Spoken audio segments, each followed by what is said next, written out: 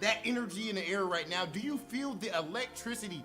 Brian F., it is finally time, almost, for top 8 of NA East number 2. I feel like we've been looking forward to this tournament for so long, and finally things have come to a head. But before we get into all of the action that's about to be going down today, I want to make sure we give a huge shout out to our peoples over there in Japan, the land of the rising sun, holding it down for us. Shout out to Team No Motion, and of course the commentators always have our back, and everybody over there at Capcom Fighters Japan.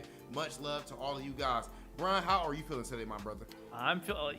I couldn't have said it better. It's NA East 2 top 8. I mean, I'm super excited to see all the action and see who's going to claim this region's title, being the second qualifier for the NA East. But like you mentioned, we got some things to talk about before we get into that, because the players going into this bracket, they got to be pretty brave. They're going up against two titans of the industry, right? They're going to be overcoming some very strong players, and you don't get this far without believing in your play and overcoming some fears. So we wanted to talk about a bit about overcoming your gameplay fears in Street Fighter V, because let's face it, this game it's a little notorious for being a little spooky, a little scary. Sometimes you're in the corner in a tough spot. Sometimes someone's staring you down. They got that super meter loaded up, and you're holding down back for your dear life. Sometimes you're not in the best of positions, but we've seen time and time again the best of the best know how to overcome these odds and overcome these scenarios and survive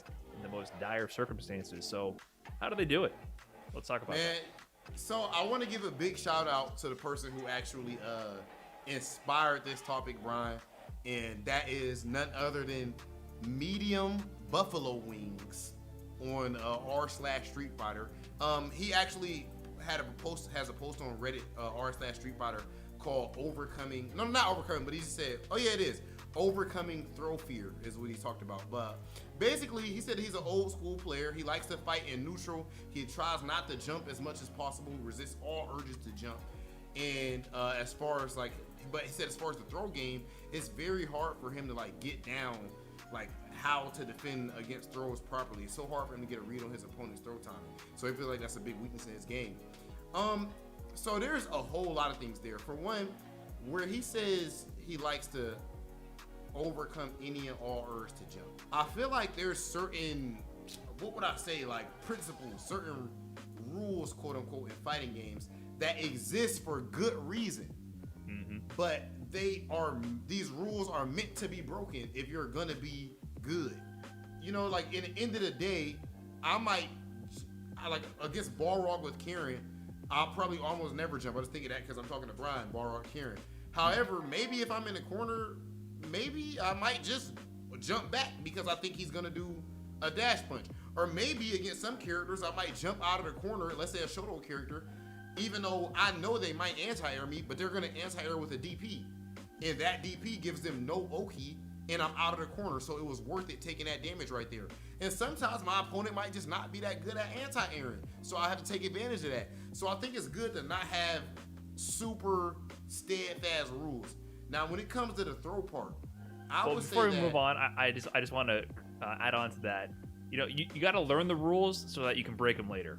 That's the point of it. When people say these platitudes and they're just saying never jump, always take the throw, all these things, they're, first of all, it's top player, Illuminati speak here. It's top player propaganda to hold down the scrubs who want to just jump and mash throw attack all the time so that they play in certain ways so that top players always win. Okay, it's not really that. But the reason it's said that way is because it makes things simple when you're trying to explain to somebody who's still learning the game. When you're a new player, if you're playing a stronger player who has their anti-airs on point, stop jumping because they're just going to anti-air you every time because you don't know how to jump yet.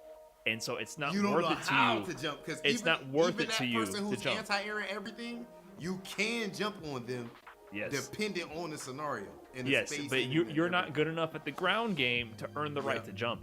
That's the truth of the matter. So it's not that you should never jump. It's that you don't want to dip your hand into the cookie jar too much too soon before you eat your vegetables. And you know what I'm saying? You got to get the basics down first before you can really indulge. And I think that's why people say never jump when you're a new player. But one day you will earn the right to jump, and you will land some fat jump-ins on somebody who's not paying attention and get big damage. So in due time, you should learn to jump. Every once in a while, you should do a jump in. Don't be too scared to try some new things. Yeah, I agree with that 100%.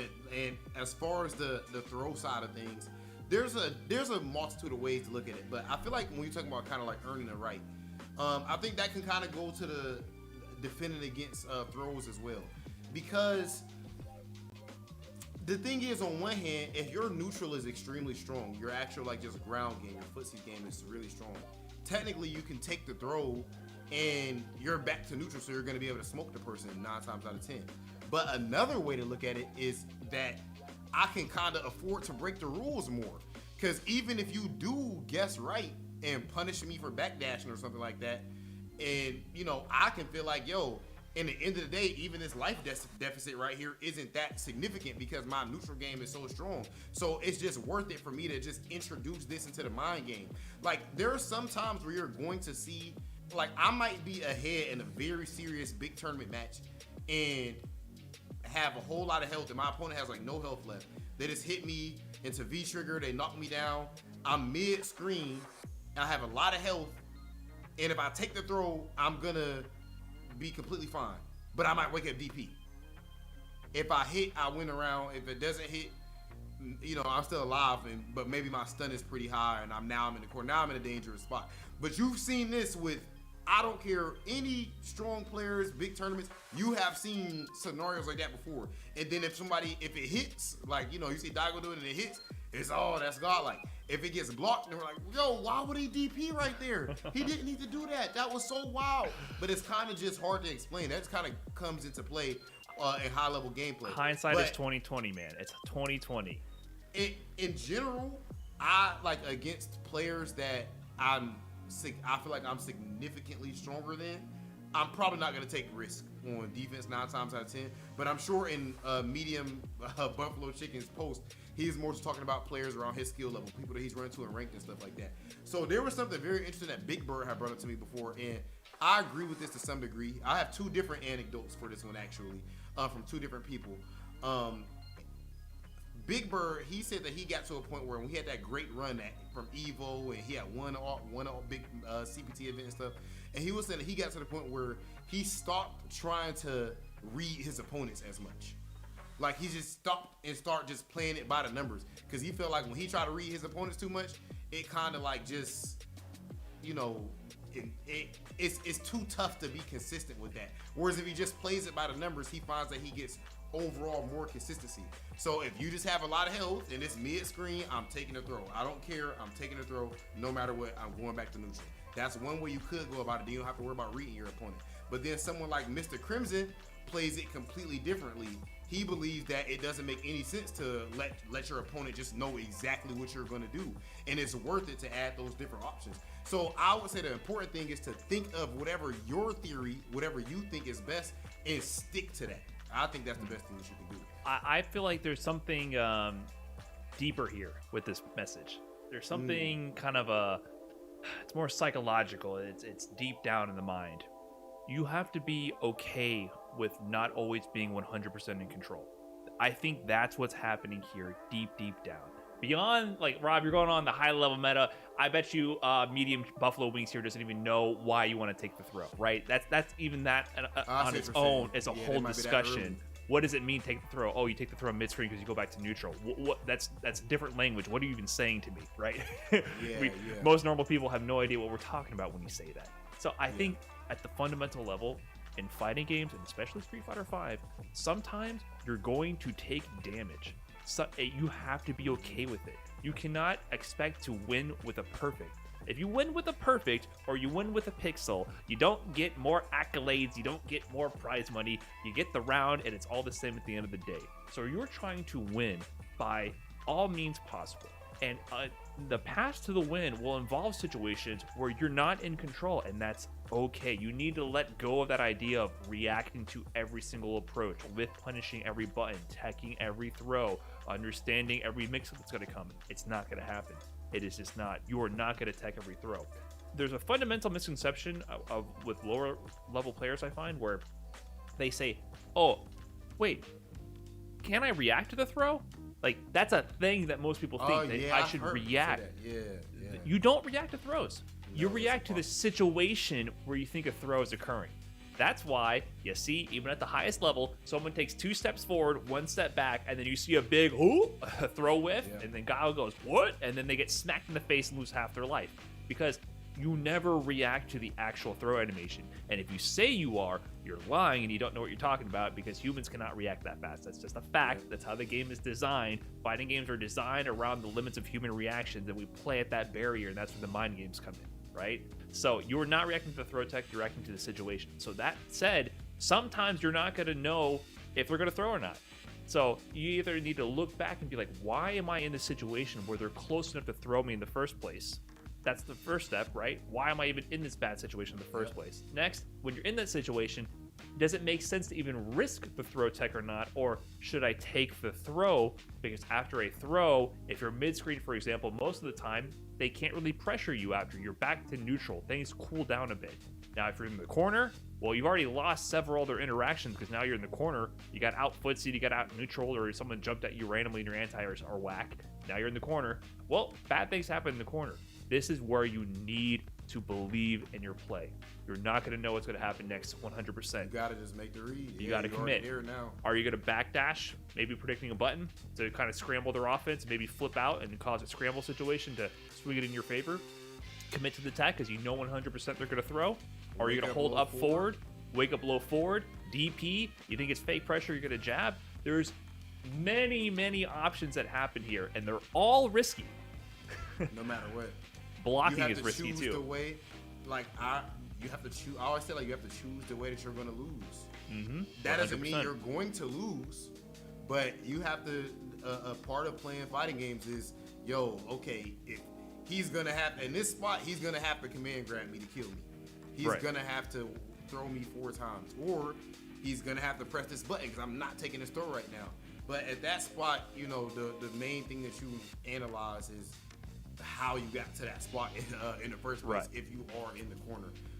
But I said a big thing, bro, is to realize that one of the things that helped me out so much was realizing that fighting games, even the first 2, they're so long. These sets are a lot longer than a lot of people think. The better you get at the game, and it kind of like the cliche in sports, where you hear a lot of athletes say, the game slows down for you. You have all the time in the world. Think of it like this: if your opponent was to just down back, we've all played people in rank where this dude is not good, but he just kind of just blocks all day. But he has no offense or nothing, he has no threat, he just blocks all day. But off of that alone, you cannot KO him fast. There's nothing you can do. The game is just built like that. You have to try to walk up and throw him 1,000 times or something like that. So in the end of the day, you have all the time in the world to analyze. You don't have to be too worried when you get into those tight spot situations, unless it's a last game, last round type of thing. So in the end of the day, you have a lot of situations where you can play neutral. And I think you have to choose to wrap up, you have to choose how you are willing to lose that round. And like Brian said, don't worry about having full control of every situation, because if there was a perfect right answer, then fighting games wouldn't be fun in the first place. Exactly. It's not a mathematical problem. It's a human element involved. And I think you just have to make your choice and live with it and be okay with it. That's the number one thing. And don't be scared of being in the corner, taking some throws or mashing. Make your choice. See if it was effective or not. Understand why it did or didn't work, and learn from there. That's all you can do, man. You're gonna win some, you're gonna lose some, and you're gonna lose a lot. You're gonna lose a lot, and then even if you get better and start winning, you're gonna lose more. There's a subconscious part, bro. I'm sure you can speak to too. Is just the fact that eventually, your subconscious, from playing so much and having so much experience, you just know certain stuff that you couldn't really put into words, but you know. So the more that you practice and the more that you train, you also are going to gain a sharper instinct.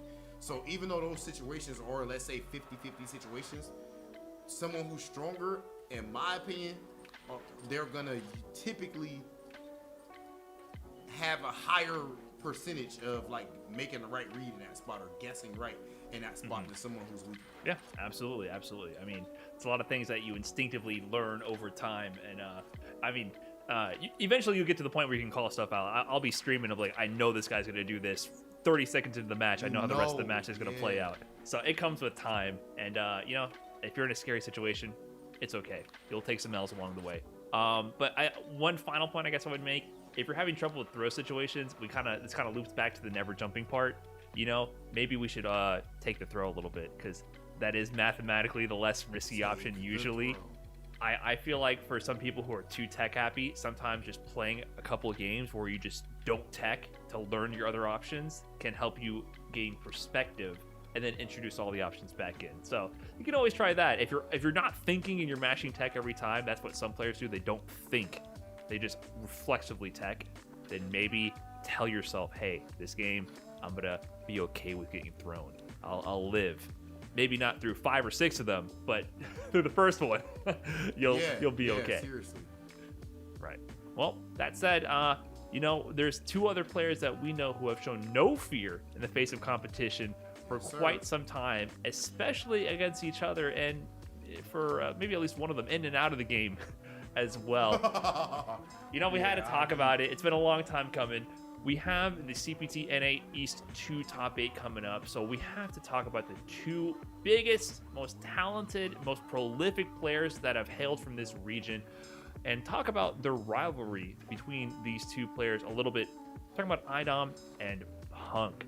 These 2 players have been at the top of the Street Fighter V game for quite some time at this point. Punk, a little bit earlier than IDOM, bursting onto the scene in late 2016, kind of with the US the regional finals at the end of the season. He came out and did work. I feel like IDOM burst to this level. He burst on the scene 2019. Punk, sure, 2016. Right. But the rivalry goes back that long ago, actually, because 2017 is where we started seeing these 2 bump heads, and that's where IDOM got his first victory under maybe some dubious circumstances. You have to get their opinions on this. That's when back in Defend the North 2017. But basically, the point is they're running into each other at that point in major brackets, and IDOM's claiming victories. But along the way, many victories to Punk. NLBCs, other major events. I mean, Punk is definitely consistently winning against IDOM, but IDOM did have that one significant win at that time. Leading up to the regional finals in 2017, Punk was just killing it, man. Premiere after season 2, premiere after premiere. Yes, sir. Yeah, he was everything. He was winning everything. And then that season, the regional finals was a different format than we've had other seasons. It was a automatic qualifier spot to first place. However, if the first place winner is currently qualified by points mathematically, the spot just goes away. Like, no one gets it. It opens up, I think, to the next person on the leaderboard with the points. So it's not like if you weren't qualified and you didn't win, you were not going to get that spot. You had to win if you weren't qualified by points at that moment. And IDOM, right? IDOM did not travel anywhere. He was just kind of doing work in NLBC and online. He actually gets second to Punk in this tournament. Punk, who is above and beyond the most winningest player at this time, killing the leaderboard like 2 times over the second place placer in terms of number of points. Just such a dominant year, one of the most dominant years we've ever seen in the CPT. He wins first place, basically just getting money and a trophy, and then IDOM's there while the confetti is falling down and Punk's holding the trophy. IDOM's there like, oh man, I'm not going to Capcom Cup. That's rough. So the gatekeeping begins. Like, I feel like that's like the first big instance we've seen of Punk gatekeeping IDOM from a major event like that. Like, I forgot all about the fact that he gatekept him for that regional final. And, as you said, bro, like, even after that, his record against IDOM was damn near pristine going into Capcom Cup. That's why the win was such a shock. Pretty much everywhere they played, we pretty much knew who the victor was going to be. And no pun intended, young Woodley and all that. But we pretty much knew who the victor was going to be in those spots. And that's before Poison, of course. A big thing that changed for them was that, of course, IDOM did get a lot stronger. But outside of just that, a big thing that changed was Street Fighter League came into play. And this forced IDOM to go and learn other characters, because you could actually get your character banned. And in that season, the first season, you can ban the one character throughout the whole season. So IDOM's Laura could just never play. If Street Fighter League did not exist, I do not think that we would be talking about Capcom Cup champion Adam right now. That it's crazy how the life just, you know, works that way. But that whole year, outside of just Capcom Cup and outside of just the Punk Adam rivalry, Adam with no sponsor, man, like just going to every single tournament, these top eight and everything, getting points, and then he goes there and does what he does up against Punk. But even after that, I want to say in Street Fighter League, so this is after Capcom Cup, Punk went and smoked their team in the playoffs in a very important moment, and that's including, you know, Adam in that spot.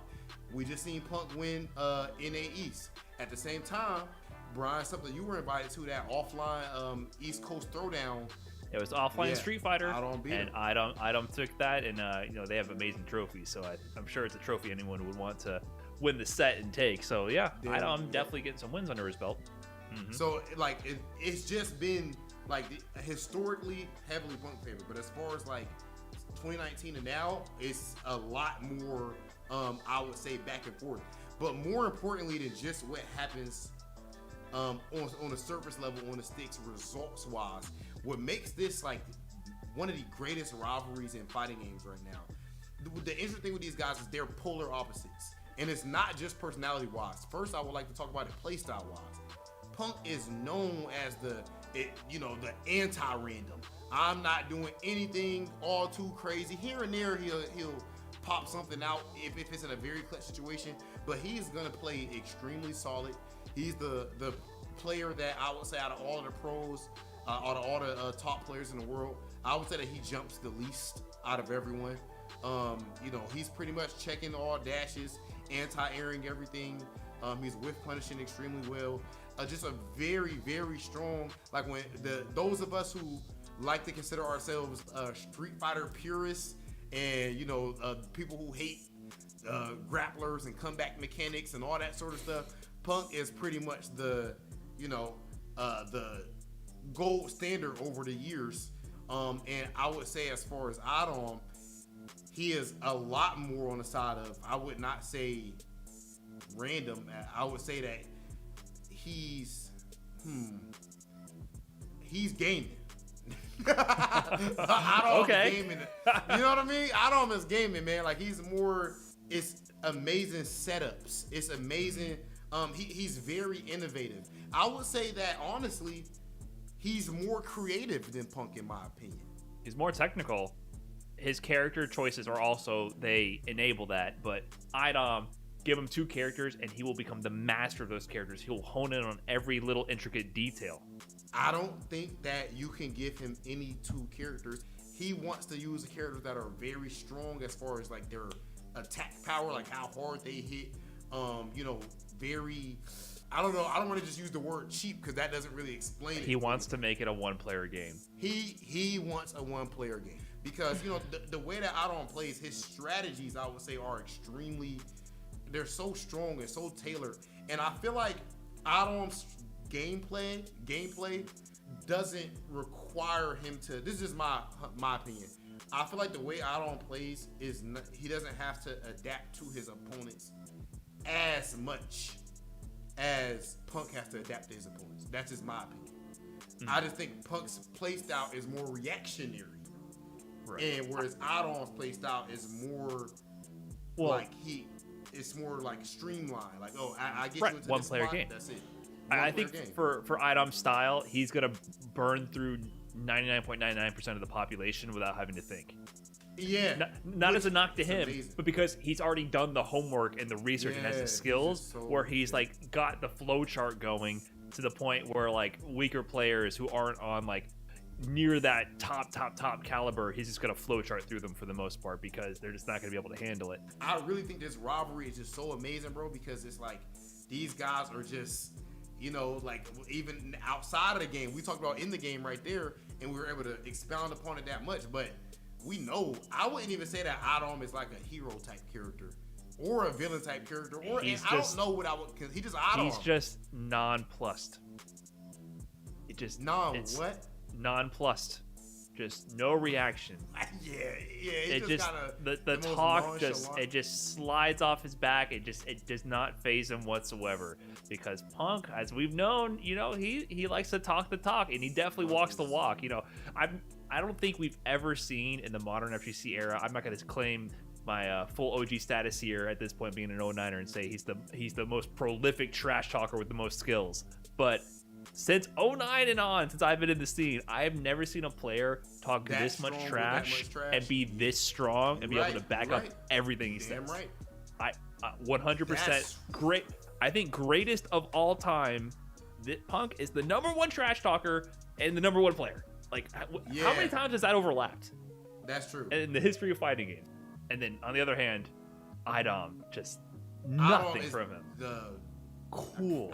Can't talk. I couldn't even imagine him wanting to talk trash to someone. The point of this comparison is that Punk has always talked about this rivalry more than Idom. Let's just keep it a buck. Idom never has talked about it. Idom doesn't even talk about it. He just says, "Hey, Punk's an amazing player, and he usually beats me." He just talks about the stats. I just think the way that Punk operates is like we've seen him even in other fighting games and stuff, man. Just where the way that he operates, I feel like to motivate himself, he finds, I don't know if you want to use the word enemies, targets, whatever you want to say, and I just think that motivates him to rise to the occasion, to have people to beat, to have people to compete with him. But there's definitely a huge rivalry there, and I can't wait to see who comes out on top this time. But no matter who comes out on top, I know for a fact it's going to be a sick... I just love watching these two play. It's just so amazing to see. Like, the level of Street Fighter these two bring out. No matter what, they're both pushing each other to the limits, even if they don't want to admit it or not. They're trying hard when they play. And it's an amazing thing to see. It's very sweaty, bro. Oh, of course. Of course. It's amazing to see. Who said I'm not clutch? The words still echo in my mind to this day. The great pop-off that we seen in CPT NA East 1. Punk going crazy with his Ma Dukes and his whole family and everything live on his stream as he was able to make his triumphant victory over his rival Idom. Are we gonna see a repeat of something like that? Or could it possibly be a situation where Kawhi Dom, the one and only, the claw of the Street Fighter community, the hero that we all need, could he come back and reclaim his throne? This is not going to be simple. This is not going to be cut and dry. Finally, we are about to see who will qualify for the CPT season final from NA East #2. This is Top 8.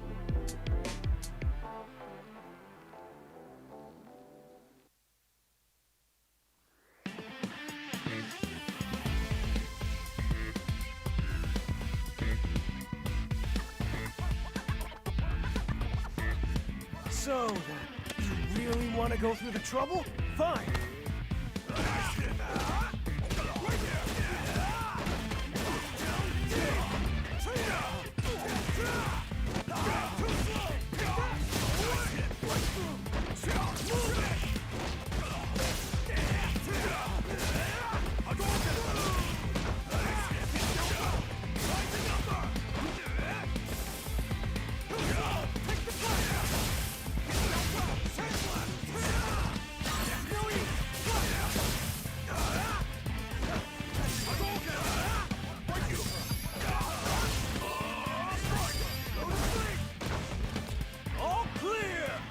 Easy mode too much?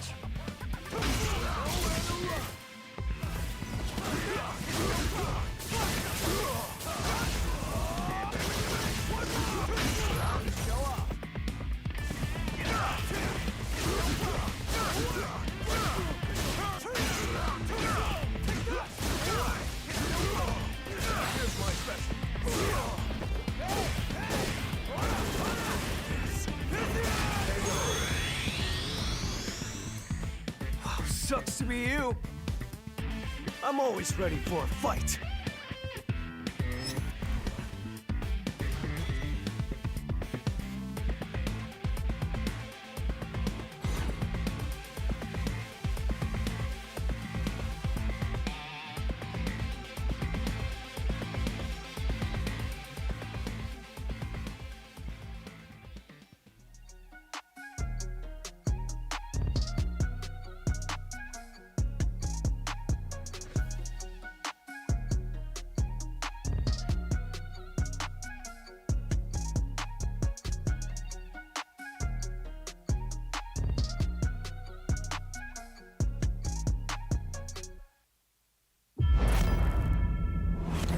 too late to run off to Mom now.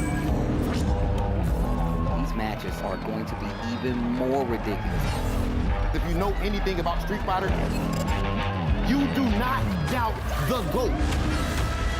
My man is always getting go. You thought I was playing? Oh, you're hella dead. Help me out, Nadeshko. Look how much it means to him. Wow. Not over here. That's not over. Are you serious? My man is reading right now. My man is reading.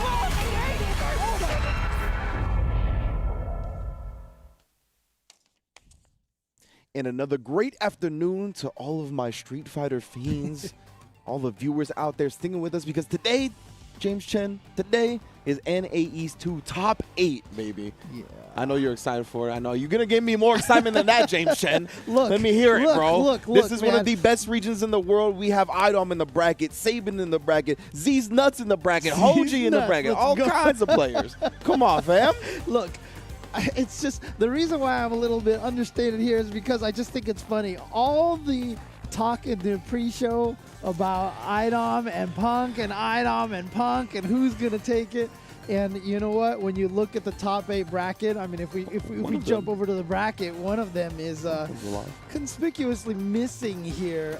Punk not in the bracket, being sent to losers bracket by Cozy Phil, and then going out in the Luke Mirror match versus Z's Nuts. Yeah, definitely. And so yeah, he's not actually going to be here. So does this mean that this tournament is kind of a wide open, field for IDOM to take this? Oh, okay, yeah, I was going to say, well, wide open, I don't know about that. You heard that one of the other players in the pre-show talked about as much as Punk was IDOM, right? So he's, of course, in the bracket, but he is going to be running into NYC Furby, which is a tale that we will talk about when we get closer to that match, because there's a lot of things to get into.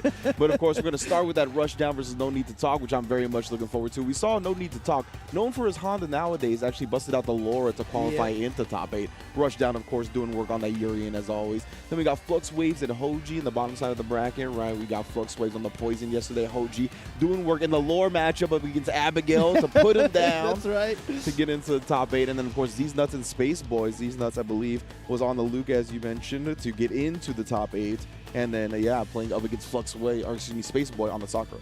Yeah, 2 Canadian players there, Flux Waves and Z's Nuts. You can see on the loser side of the bracket, see if they can get themselves further advanced to maybe try to upset the whole region by having Canada take this would be quite the thing. But, obviously the key match here is IDOM versus NYC from Arturo Sanchez. But, we'll talk about that once we get to that match. But, obviously, look, we all know, we've heard the news, Capcom Cup has been canceled here, right? So, but, however, that doesn't mean that these players aren't playing for something. One, if they win this, they still qualify and get to play in the exhibitions that we're going to have set up for everybody as we did last year. But there's also $5,000 on the line here at this event. You can see the top 4 prize pool split, partially funded by the PlayStation tournaments. And again, $5,000 is nothing to, that buys a lot of socks, man. Yeah, IDOM sock drawer filled to the brim, but he can buy a whole new place with the Capcom Cup money and then start funding that place with socks here at the top 4 prize. But of course, he does have to get there first. And I am sure that a lot of people have him in that top 4 in their fantasy brackets, right? But he is potentially running up against his most difficult opponent. However, we are going to start with that Rushdown versus No Need to Talk, right? Most likely the Urian versus the Honda. We'll see how it goes. I haven't seen that matchup too much at this high of level. But I think I was trying to find stats on their matchups before. I haven't seen too much. It looked like Rushdown took it the last time they played, but that was a while ago in terms of the recorded stats that I have. So I think it's anybody's game in terms of the first match. Yeah, and Rushdown, a player who really, I feel like, started making his name for himself on the online scene. In fact, he's been involved in a lot of conversations about, is the online wins legit compared to offline? There's been, money matches between them, between himself and some other offline players. Yeah. But I mean, honestly, the way that he's performed, I wouldn't doubt, if he showed up to any offline events, that he would still perform extremely, extremely effectively. Yeah, that's the thing, right, is that you can admire the tenacity, the grit of the man, right? Maybe he's fallen in some of these money matches. I think he played against Rob, right, one of our no-neutral foes where he may have fallen to him. But you could see that Rushdown has been putting in the work. He has continued to improve. He's here in top 8 winner's side in NA East. That is really saying something, to say the least. And, yeah, I mean, I think someone that could take licks like that and then bounce back just shows how much they really want to succeed in these games. And that is a big part of getting that success that you so desire. Yeah, and of course, we have the players lined up here with their quotes, and I always feel like no need to talk should have an empty quote. Right? I mean, it's no need to talk. No it should just be ... Akuma style, right? You know what I'm saying? Maybe he only types and doesn't talk. We'll see. Okay, this was a short and sweet. I'll do my best. So, yeah, again, no need for some frivolous talking. You know what I'm saying? No unnecessary words. But let's see what Rushdown do my best. And then Rushdown says, Rushdown V2's pro tip of the day. Let's go. If your monitor has high enough refresh rate, you can actually block EX tackle on reaction. Just give it a try. Preferably versus me. I feel like he's simplifying the situation here. Just a high enough refresh rate. I don't need to call. I don't need to fly Arturo out to tinker with my setup. I feel like I'm going to have to do that if I want to block EX tackle on reaction. Yeah, you know what I'm saying? That's a 7-frame startup, you know? I don't think humans can actually react. What did they say? It's like 14 frames? Something like that. I think that's pretty low, too. I think that's like the super fast end of reactions is like something like 14 frames. 2 days back to back, I'm going to mention Phenom. Like, that's the Phenom timing right there. So yeah, I think like 18, something like that is like you also super low. But either way, you know what I'm saying? Or you can be like me and be like 25 frames. Yeah. Oh, have you tested your reactions recently? No, I just know my reactions are bad. Oh, dang. Remember what Kami said yesterday? Love yourself, James. Yeah, you're right. Kami might not be with us in the top 8 bracket, but his quote lives on. So thank you so much. But we do have our first match ready to go. Rushdown versus No Need to Talk is going to be the characters we suspected. V-Skill 2, V-Trigger 1 for E-Honda. I did not get to see the Urian, but that's usually what No Need to Talk runs on this character. Yeah, No Need to Talk not going to surprise us with a different pick. You know, talking about Honda all day and then showing up with another character, but... So, yeah, we got V-Skill 2 as well for Rushdown, so he's going to have that enhanced fireball if he so wants it. Yeah. And there we go. You know, we talked about this a little bit, you know, before we were so shockingly devoid of Honda. But, you know, Honda is a knowledge check character. Yeah. Very much so. He's one of those characters that you have to have a lot of experience with. I mean, look at that. Just finding the interruption in between a button and a hand slap. Yeah, it looks like Rushdown. I'm not sure what happened after that crouch medium punch. Didn't have the buffer available, perhaps. Either way, though, what started so well is quickly crumbling. Yeah, now the V-Trigger's activated, so it's scary. He's got... Oh, God, he actually walked back and still got hit by the headbutt. I feel like he did forward back and then forward again, and he walked right into the delayed non-reversal EX headbutt of Rushdown. That's what I was going to say. It was extremely late headbutt, right? So it really just messed with No Need to Talk's timing on when he wanted to apply pressure. Yeah. That's definitely an execution error. Might have tried to walk forward and throw or something, and the kick activated chariot tackle or something. Not sure. Perhaps, the charge remaining. Look at that. The range that Urian has with that crouching medium punch. Able to punish. Honda oftentimes bounces away off of that headbutt. Really hard to punish. Ooh, trade, but yeah, still going to be pretty decent. Rushdown again with the EX headbutt. Doesn't convert with the tackle, but man, this is looking like a Wardlow match out here. How many power bombs is that, bro? 1-0 just like that. And remember to everybody out there watching, you know, if you watched yesterday, of course, once we get to Sunday, it is 3 out of 5. So that is only game number 1. He needs to win 2 more in order to advance to the next round. And of course, getting to the next round means you're guaranteed top 3. You're guaranteed in the money. So this is another pseudo money match, I guess, that these guys are playing right now. Yeah, exactly right. This, as you mentioned, guarantees a spot, a split of that 5K that's on the line for each and every CPT tournament. And we'll see. No Need to Talk going back to the online lobby at the moment, maybe considering that switch to the lore that we saw yesterday, perhaps just buying some time. I don't really see like a V-Skill or V-Trigger switch from him coming out.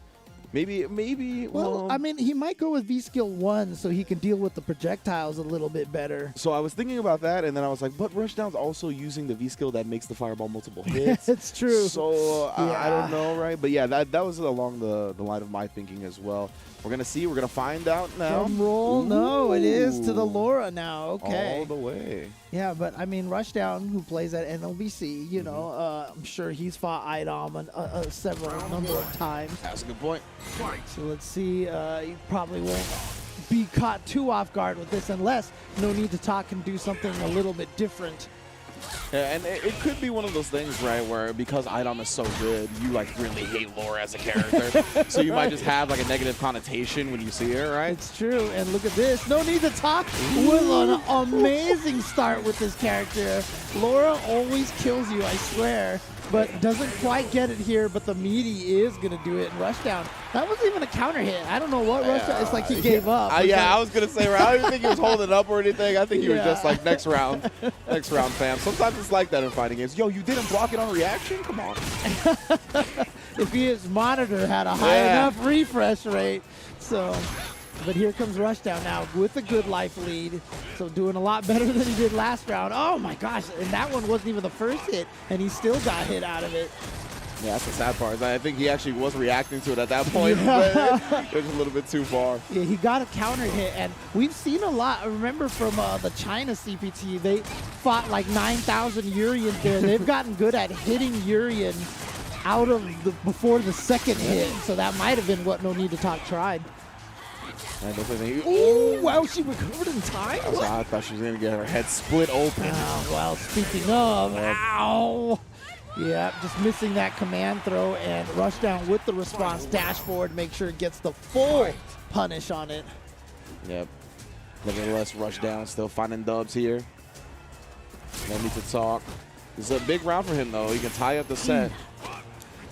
So nice for Urian to get that counter hit, crouching medium punch, and then still be in range for a second. Nice jump back jab, really just prioritizing, keeping No Need to Talk in this corner. Big EX knees to stuff the electric startup. Oh no! Big Tries whiff too punish. many lights. Try to catch her throw attacking. All right, you know what? We've seen this from Idom, the Laura comebacks, and here it starts here. Still has a ton of feature. Ow! Again, that delayed EX headbutt. No, but No Need to Talk. Just immediately going into the wake-up jab.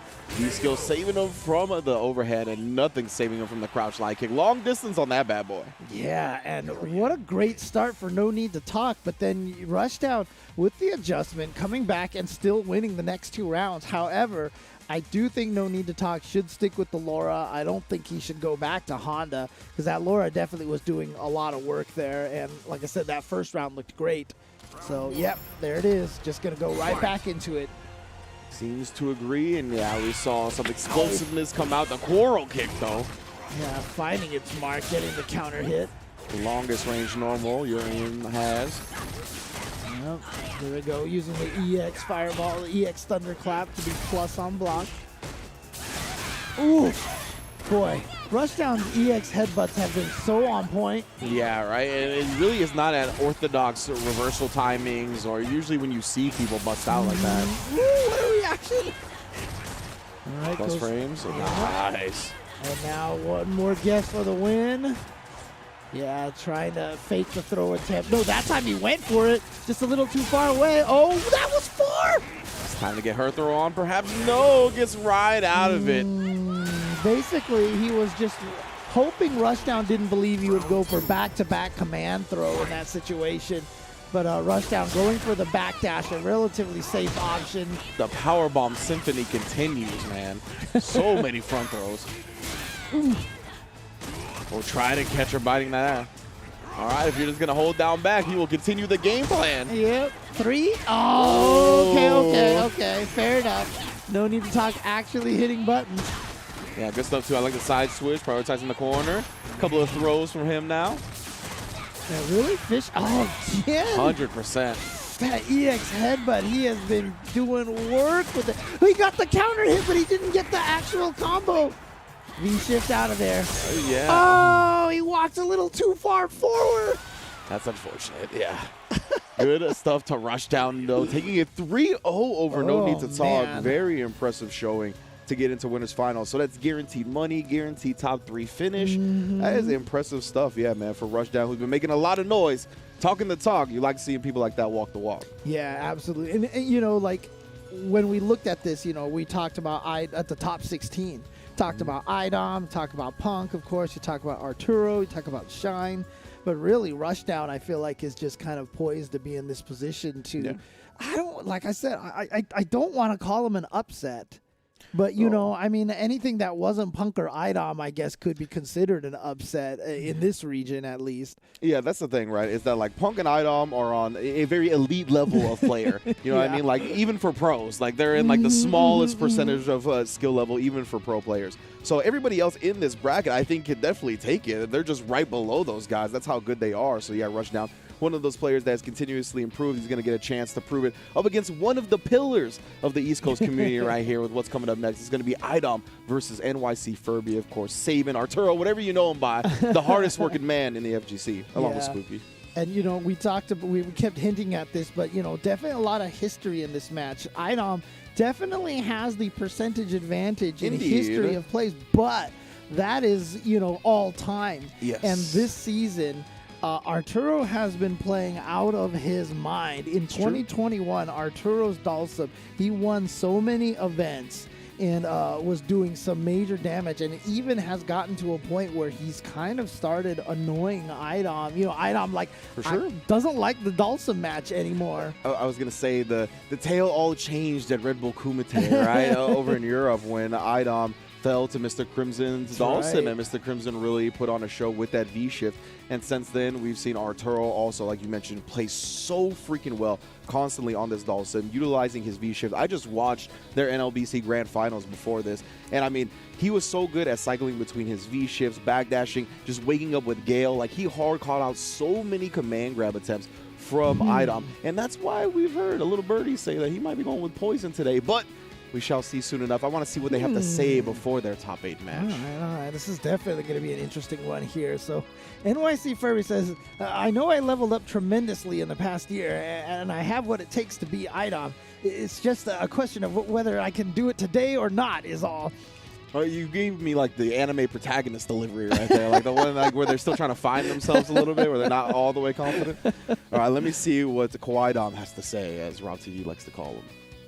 We've lost a lot of good players to the Sim Army this tournament, but it ends here. Yo! It ends here. He's going to take a stand, make sure that I just see like a collage of all the people that are just like getting KO'd by Dawson, playing through IDOM's mind during the set. He's like, I will do it for my fallen brethren.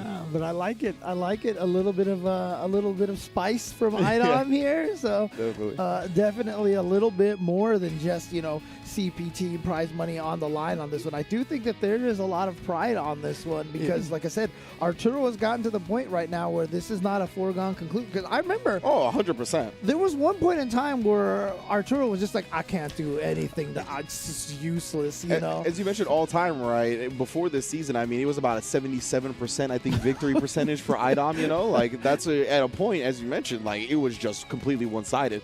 That day is long gone, thankfully, and we are sure in for a competitive set. Let's get to it. What are we going to start with? It will be the Poison, and it will be the V-Skill 2 from Dawson. So interesting. Okay, gonna go. Yeah, because obviously, you know, floating above Poison probably not going to do as much work, right? Yes, our intel. Shouts to Ultra David and the Dawson Discord, leading us to believe that NYC Furby would use the V-Skill 2. For a plethora of reasons, right? As you mentioned, it's a lot easier for Poison than most characters to knock him out of the float. If he gets into position to get that V-Skill 2 off, she'll have a hard time dealing with the fireball bouncing back. Yeah. So it's really interesting that, this matchup has gotten to the point where IDOM would prefer not to use Laura. You feel like Laura would be a great character, just rushing Dawson down, but that V-shift, as you mentioned, been doing such a good job calling out the command throws. And I think it really is on, the onus is on Laura in that matchup to really make things happen and play around Dawson. And this is a much more even-based matchup in terms of that. Yeah. Dawson. Counter hits. Got IDOM touching buttons. And here comes Arturo. Yeah, plus frames on that slide. And he's just walking back, showing a lot of respect to Poison right now, not trying to commit to anything reckless. Yeah, and V-Skill 1 would have caused him to get knocked down there. Nice slide out of the range, but second V... Yeah, but look at this cooking. No life left. You got to guess at this point. There's the charge on V-Skill 2. Who gets knocked down, and the jumping heavy punch hitting so far down. Arturo tried to last second anti-air, but that jump heavy punch from Poison. That seems like another very strong thing for Poison in this matchup, right? Is that like when Idom plays Laura, definitely gets anti-aired by that crouch strong very easily. It doesn't look like it's going to be that simple for Furby up against Poison. All right, you see Idom jumping back, doesn't want to deal with the mix-up. Yeah, V-Skill's out of there, just not deal with that fireball mix-up at all. But he is down a lot in life, so it's going to require a huge... Oh, that's going to be bouncing. Yep, and that's going to be done right there with the Yoga Anvil. Yeah, what a beautiful adjustment from Arturo right there, right? He's not even going to go with the crouch strong, goes with the Yoga Anvil. Very early on that as well, just really suspecting Idom to jump. It's interesting because remember, Dulcim's used to use the light punch a lot as the anti-air. Oh, yeah. And then that one patch, they nerfed all of the light punch. Well, they buffed the jumps to not get hit by light punches. And Arturo, I remember, was talking to me. He was so mad about that change. He was like, they hurt Dulcim so bad. But then he said in the end it made him a better player because he started using the anvil and the back medium punch and reacting to jump-ins a lot more quickly. That's really good, man. Yeah, I'm glad that adjustments like that, and that's kind of where I want to see games go, is really encourage players to be more creative and work a little bit harder for better rewards. But either way, Idom, Iceberg Slim, trying to work him towards the corner, but good V reversals. That is definitely all about this matchup, is how you use your V meter, whether it's V shift, V trigger this time for Idom with punishing with it. Counter hit. Oh, got the super. Yes. And that is definitely a dead Dulcim.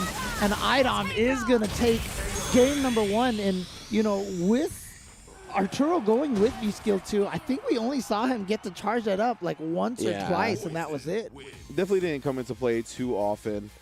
Really good stuff from Idom overall. I love just how much he prioritizes knocking down Dulcim. You see when he plays against him with Laura as well, is that he'll do offensive V reversals all the time just to get Dulcim knocked down. We saw right there, he whiff punished that stand medium punch with V-trigger, right? Even though it really didn't let him burn or get much damage or set up off of it, it knocked him down, which allowed him to get pressure further. So Idom really just so good at prioritizing what you need to do in the Dulcim matchup. You saw that jumping heavy punch again, erasing whatever anti-air that Arturo was going for. And there it is again. So Arturo this time scared to even try a last-second anti-air. Yeah, exactly, right? You have to be much more preemptive with your anti-airs, and that definitely leads to danger. Oh my goodness, that was a lot of gray health gone. They're looking out. Some quick cash in big their punish. pocket. Yeah, nice. And gets the side switch, get back to the middle of the stage, but that's going to be a big damage combo here. Burning them up. Already in the corner. Yes. Oh, the Frankensteiner to end it. Okay, Idom. Okay, so Idom looking like that this poison pick is working out really well for him. There's always that trade with the fireball, which Poison is so good at. Discourages a lot of projectile characters. Oh, and he got the hit! Oh, that wasn't a true combo, but you know what? He'll take it. That means damage was reset. Yeah, well, Idom was trying to find the nearest exit. Couldn't quite do it, but it's okay now. Switches sides, has the Molotov out to do so. Iceberg Slim. Got another Molotov all ready to go. Hasn't tossed it yet. Keeping it in the pocket. Now we got a V-trigger out. Fire everywhere.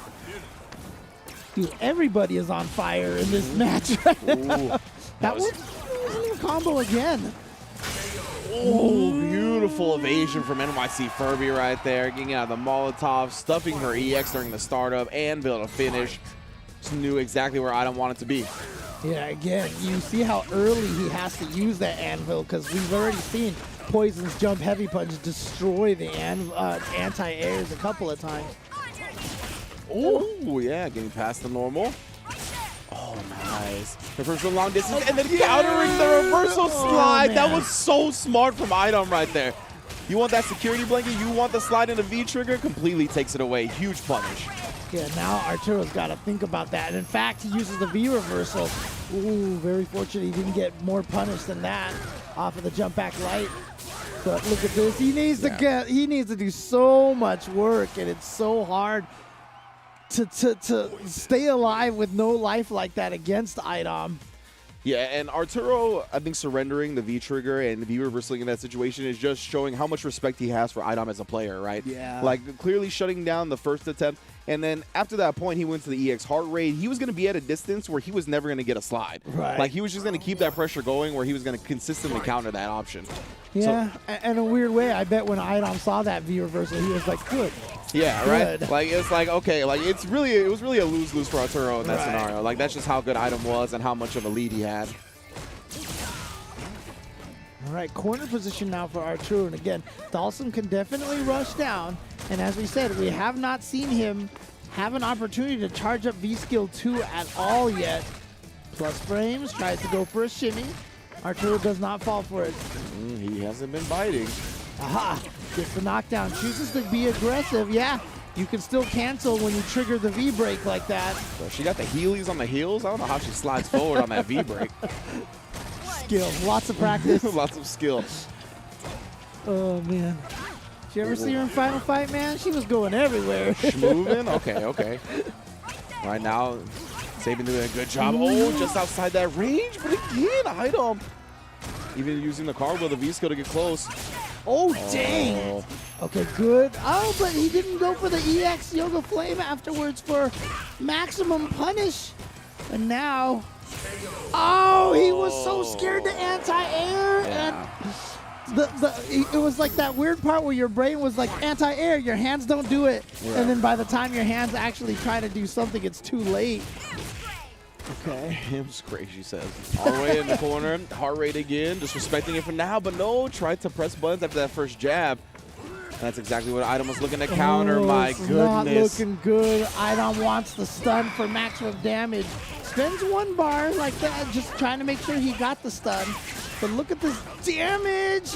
Oh no, nothing happening here. And you know, we talked up this match a lot here, but of course that was a Dhalsim versus Laura situation, and this character switch by Idom paying off in spades. Yeah, more than paid off for sure at this point, right? 3-0 over NYC Furby, and that's coming off that 3-0 that Sabin gave to him in Grand Finals in that Laura matchup, right? So right back at him with the sweep, but it was the poison switch that really spelled the end, and I really do think the difference is the fact that Laura has to play so much more around Dhalsim. He has to risk these jumps and risk these EX elbows to try to counter and get in. While Idom could just play so much more comfortably on the poison, kind of make Dhalsim adjust the spacing as well. And because of that, I mean, Idom just really controlled the pace, and Sabin could never get control of it. Yeah. It's just, and you know, we were joking yesterday about Dhalsim, the quote zoning character. Yeah. Very, very good rushdown character, but you know, the way that Idom plays poison, very, very solid. Yeah. You know, hard to get in on. So Arturo unable to use any of that Dhalsim rushdown strength. Yeah, just like at that mid-range space kind of where Poison is so good, her normal seem much more quicker than Dhalsim's to get to that space. And because of that, like her comfortability and just in general the way Idom plays it really made Sabin uncomfortable. Unfortunately for him, he will be dropping down to the loser side of the bracket. But that means Idom in the winners finals, as a lot of people expected, going up against Rushdown. We'll get to them in quite a bit, of course. But right now, I want to get to compete.playstation.com because they've been holding us down throughout the CPT. That's where you can register for the Open Series on PlayStation, of course. So if you're looking to get into the competitive video game realm, whether it be Street Fighter V or beyond, make sure to visit compete.playstation.com. And if you guys have been watching all the CPTs, you guys are perfectly aware of the Street Fighter Duel mobile game that is currently available in many Asian regions right now: China, Taiwan, Hong Kong, and Macau. But the other regions will be coming very soon, so keep an eye on that.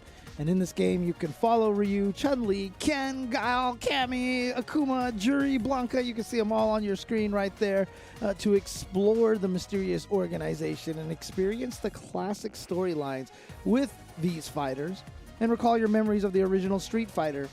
Impressive array of fighting game elements such as counters, stuns, combos, and supers, you know, will be all present in the game, and the innovative multiplayer combos offer you a new battle experience challenging your strategy and control. A variety of PvP gameplay and tournaments with in-game rewards will inspire you to fight. The legend is reborn on the mobile. Download Street Fighter Duel now and join the journey with millions of players to find out who is the best fighter. Indeed, and we are looking to crown the best fighter in the East 2 today. Please stick with us as we'll be right back with more. We're going to start the losers bracket action here on Capcom Fighters when we get back. Time to fight, time to fight. Never give up, we won't retreat. The ones who stand have turned to feast. So fight, time to fight. Glory waits for those who fight. We unite, we are street fighters.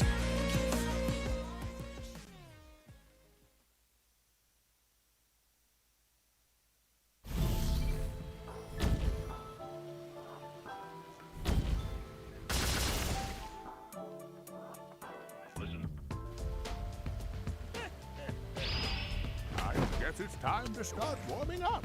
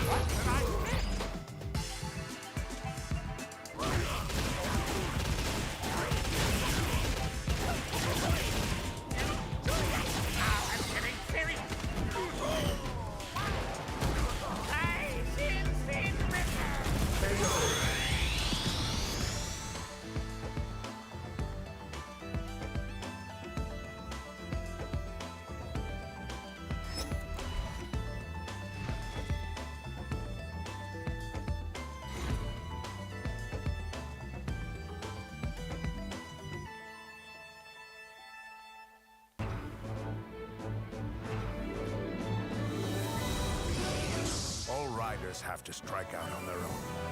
Let's do this.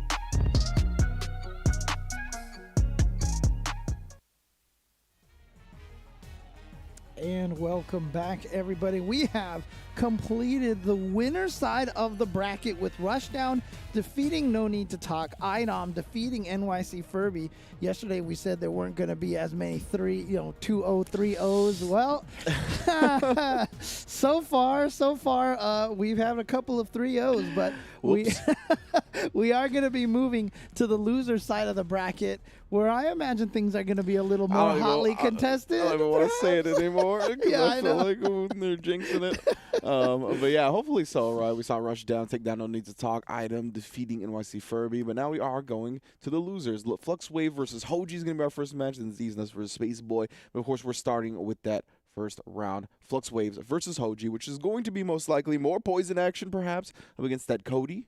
Yeah, Hoji, of course, one of the premier Cody specialists out there for quite some time now. And as I had mentioned earlier, 2 players from Canada, Flux Waves there. You know, both of them probably trying to do their best to get as far as they can, maybe hoping for an all-Canada loser semifinals if they can make it through everybody.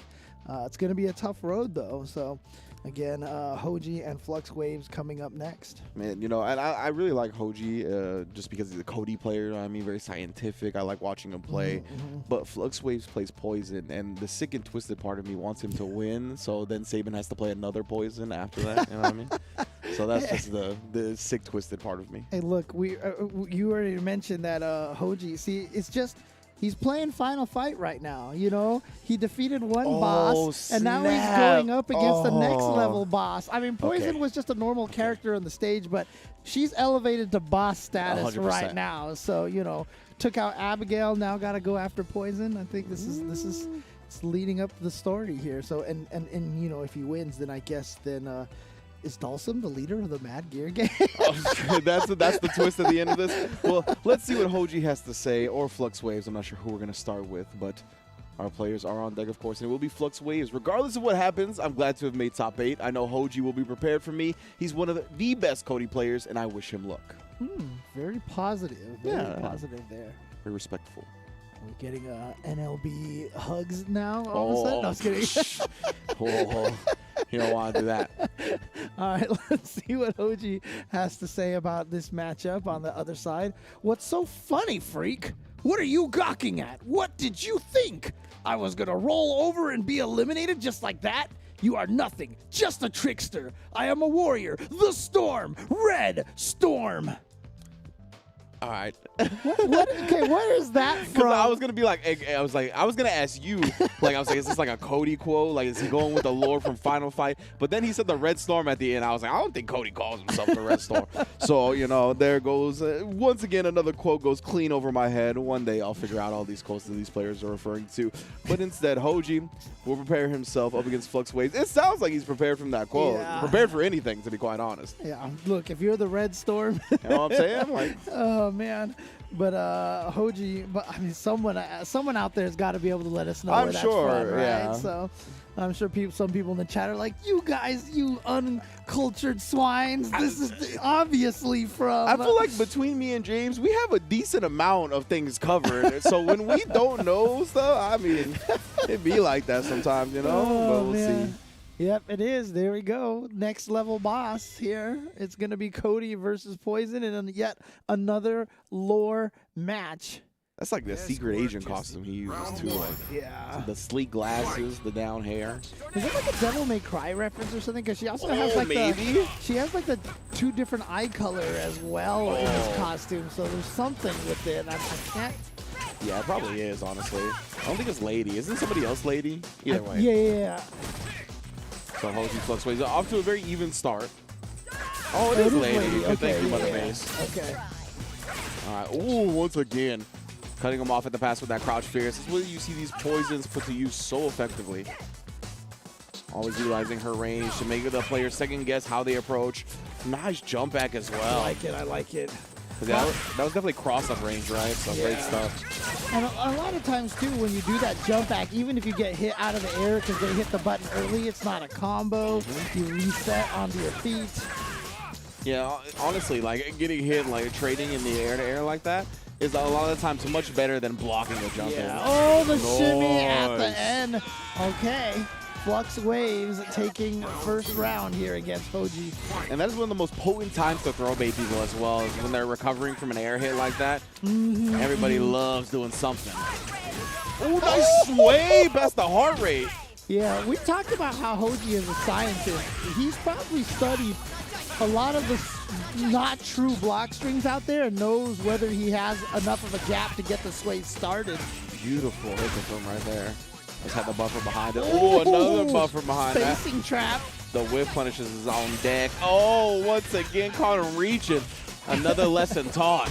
You shimmy me at the end of the last one, I shimmy you.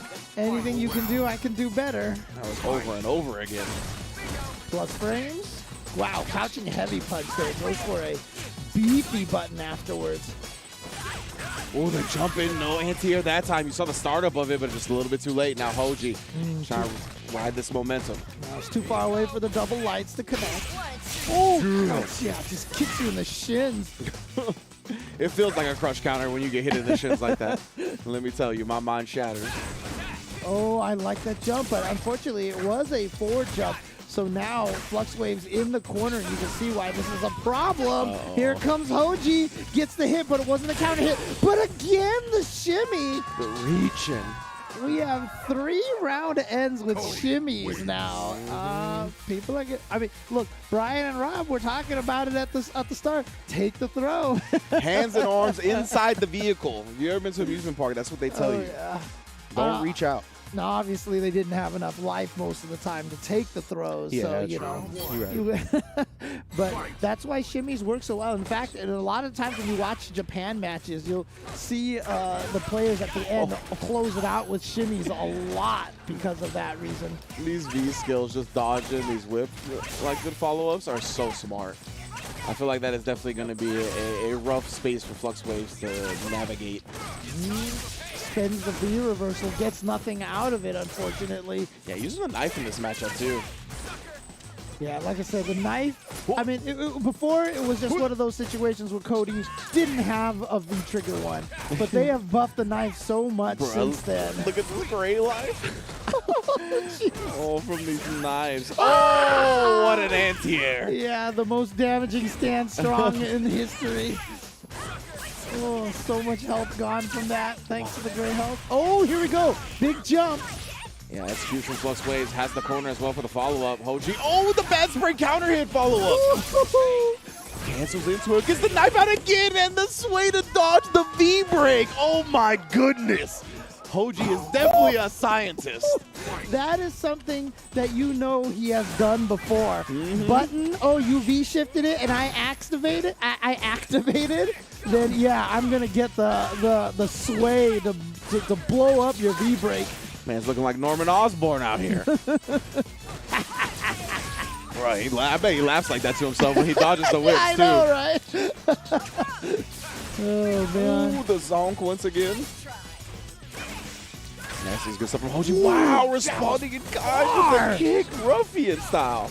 Okay, now pressure in the corner. Wow, interesting V-shift right there. Maybe he was trying to dodge something so he could V-break back in and get the knockdown. 100%. Like, he definitely was guessing on one of the big whip normals, perhaps crouch fierce, and then would be able to knock her down in the corner. Zonk respecting the frames. But Hoji really doesn't have to do much at this point. Just, yeah, don't stand in the fire is the main thing. But Hoji, ooh. Okay, plus frames. Wow, goes for a heavy punch afterwards. These guys are really taking advantage of their plus frames today. Yeah, ruffian kick max distance. Not sure if Flux could have punished. Gotta watch out. Oh! It makes it happen on a pixel. A lot of magic in that one from Flux Waves. Yeah, I was just about to say, you know, Flux Waves is going to have to watch out for that Cody overhead that we saw a bunch yesterday. But you know what? Hoji had to watch his ankles. Yeah, again, the shins crushed. Oh! And just a regular flip kick. Wasn't sure what to do afterwards. Oh, blocked. Still, though, I love that offensive V reversal. Exactly. Keep him knocked down in the corner. Don't let that stun meter deplete. Dude, the energy from Flux Waves this round, he has just been going in and he hasn't stopped. I love it. He was so aggressive and just had a beautiful flow on offense, you know, with the meaty overhead flip kicks and just constant moving forward with Poison, who we just saw Idom use in a very defensive style. One of my favorite things about watching fighting games in general is really seeing when a player hits that stride when they're in their zone, where like everything they do is just coming to them and it's all right. That's pretty much one of those rounds for Flux Waves there. Yeah, I always say that you can tell when someone's really good with a character when they make the character look faster than anybody else who plays them. Definitely a great point. Nice V reversal as well. We're starting to see that come out from Flux Waves a little bit more. Prevent Hoji from getting any spots that he wants to get into. Ooh! Can go whip punish. Oh, man. We saw, what was it, Flux Waves yesterday going up against, I think it was Psychotic, where he was just, you know, freewheeling with that crouching heavy punch, and he's doing it again here. Nice job right there, too. Flux not committing to something the second time. Yeah, does it do a save a V reversal there? Oh, got a reach in. All right, see, that opens up the throw now. Plus frames. Yeah, trying to catch him doing something afterwards. Good stuff from Hoji. No, I think it was Cozy Phil who wasn't jumping at Flux Waves. I think it was I think Flux Waves was just going with the crouching heavy punches against him. But Hoji here up one round now up against Flux Waves. Yeah, and he's doing a good job, right? Jumping at different distances, not doing it too much. Really type ooh, yeah, and having that follow-up so good. Gets the knockdown. Great tech from Flux Waves, though. Oh, crush. And he's going to get the juggle off of this. Nice. With the sway. Yeah, we're still here trying to keep control of that backdash. Going to avoid the whip. Yeah, definitely one of those. Oh, get him a shimmy! Dude, Hoji has a read. He has a read right now. He knows that Flux Wave. So remember, he got him with the shimmy and then was able to throw him a couple of times at the end of last round. That is now set up Flux Waves to be so panicky with the throw tech, and he got him with, what was that, 2-3 shimmies right there? The man's in foul trouble, to say the least. Like, he's got to sit on the bench for a little while because another one's going to get him out the game.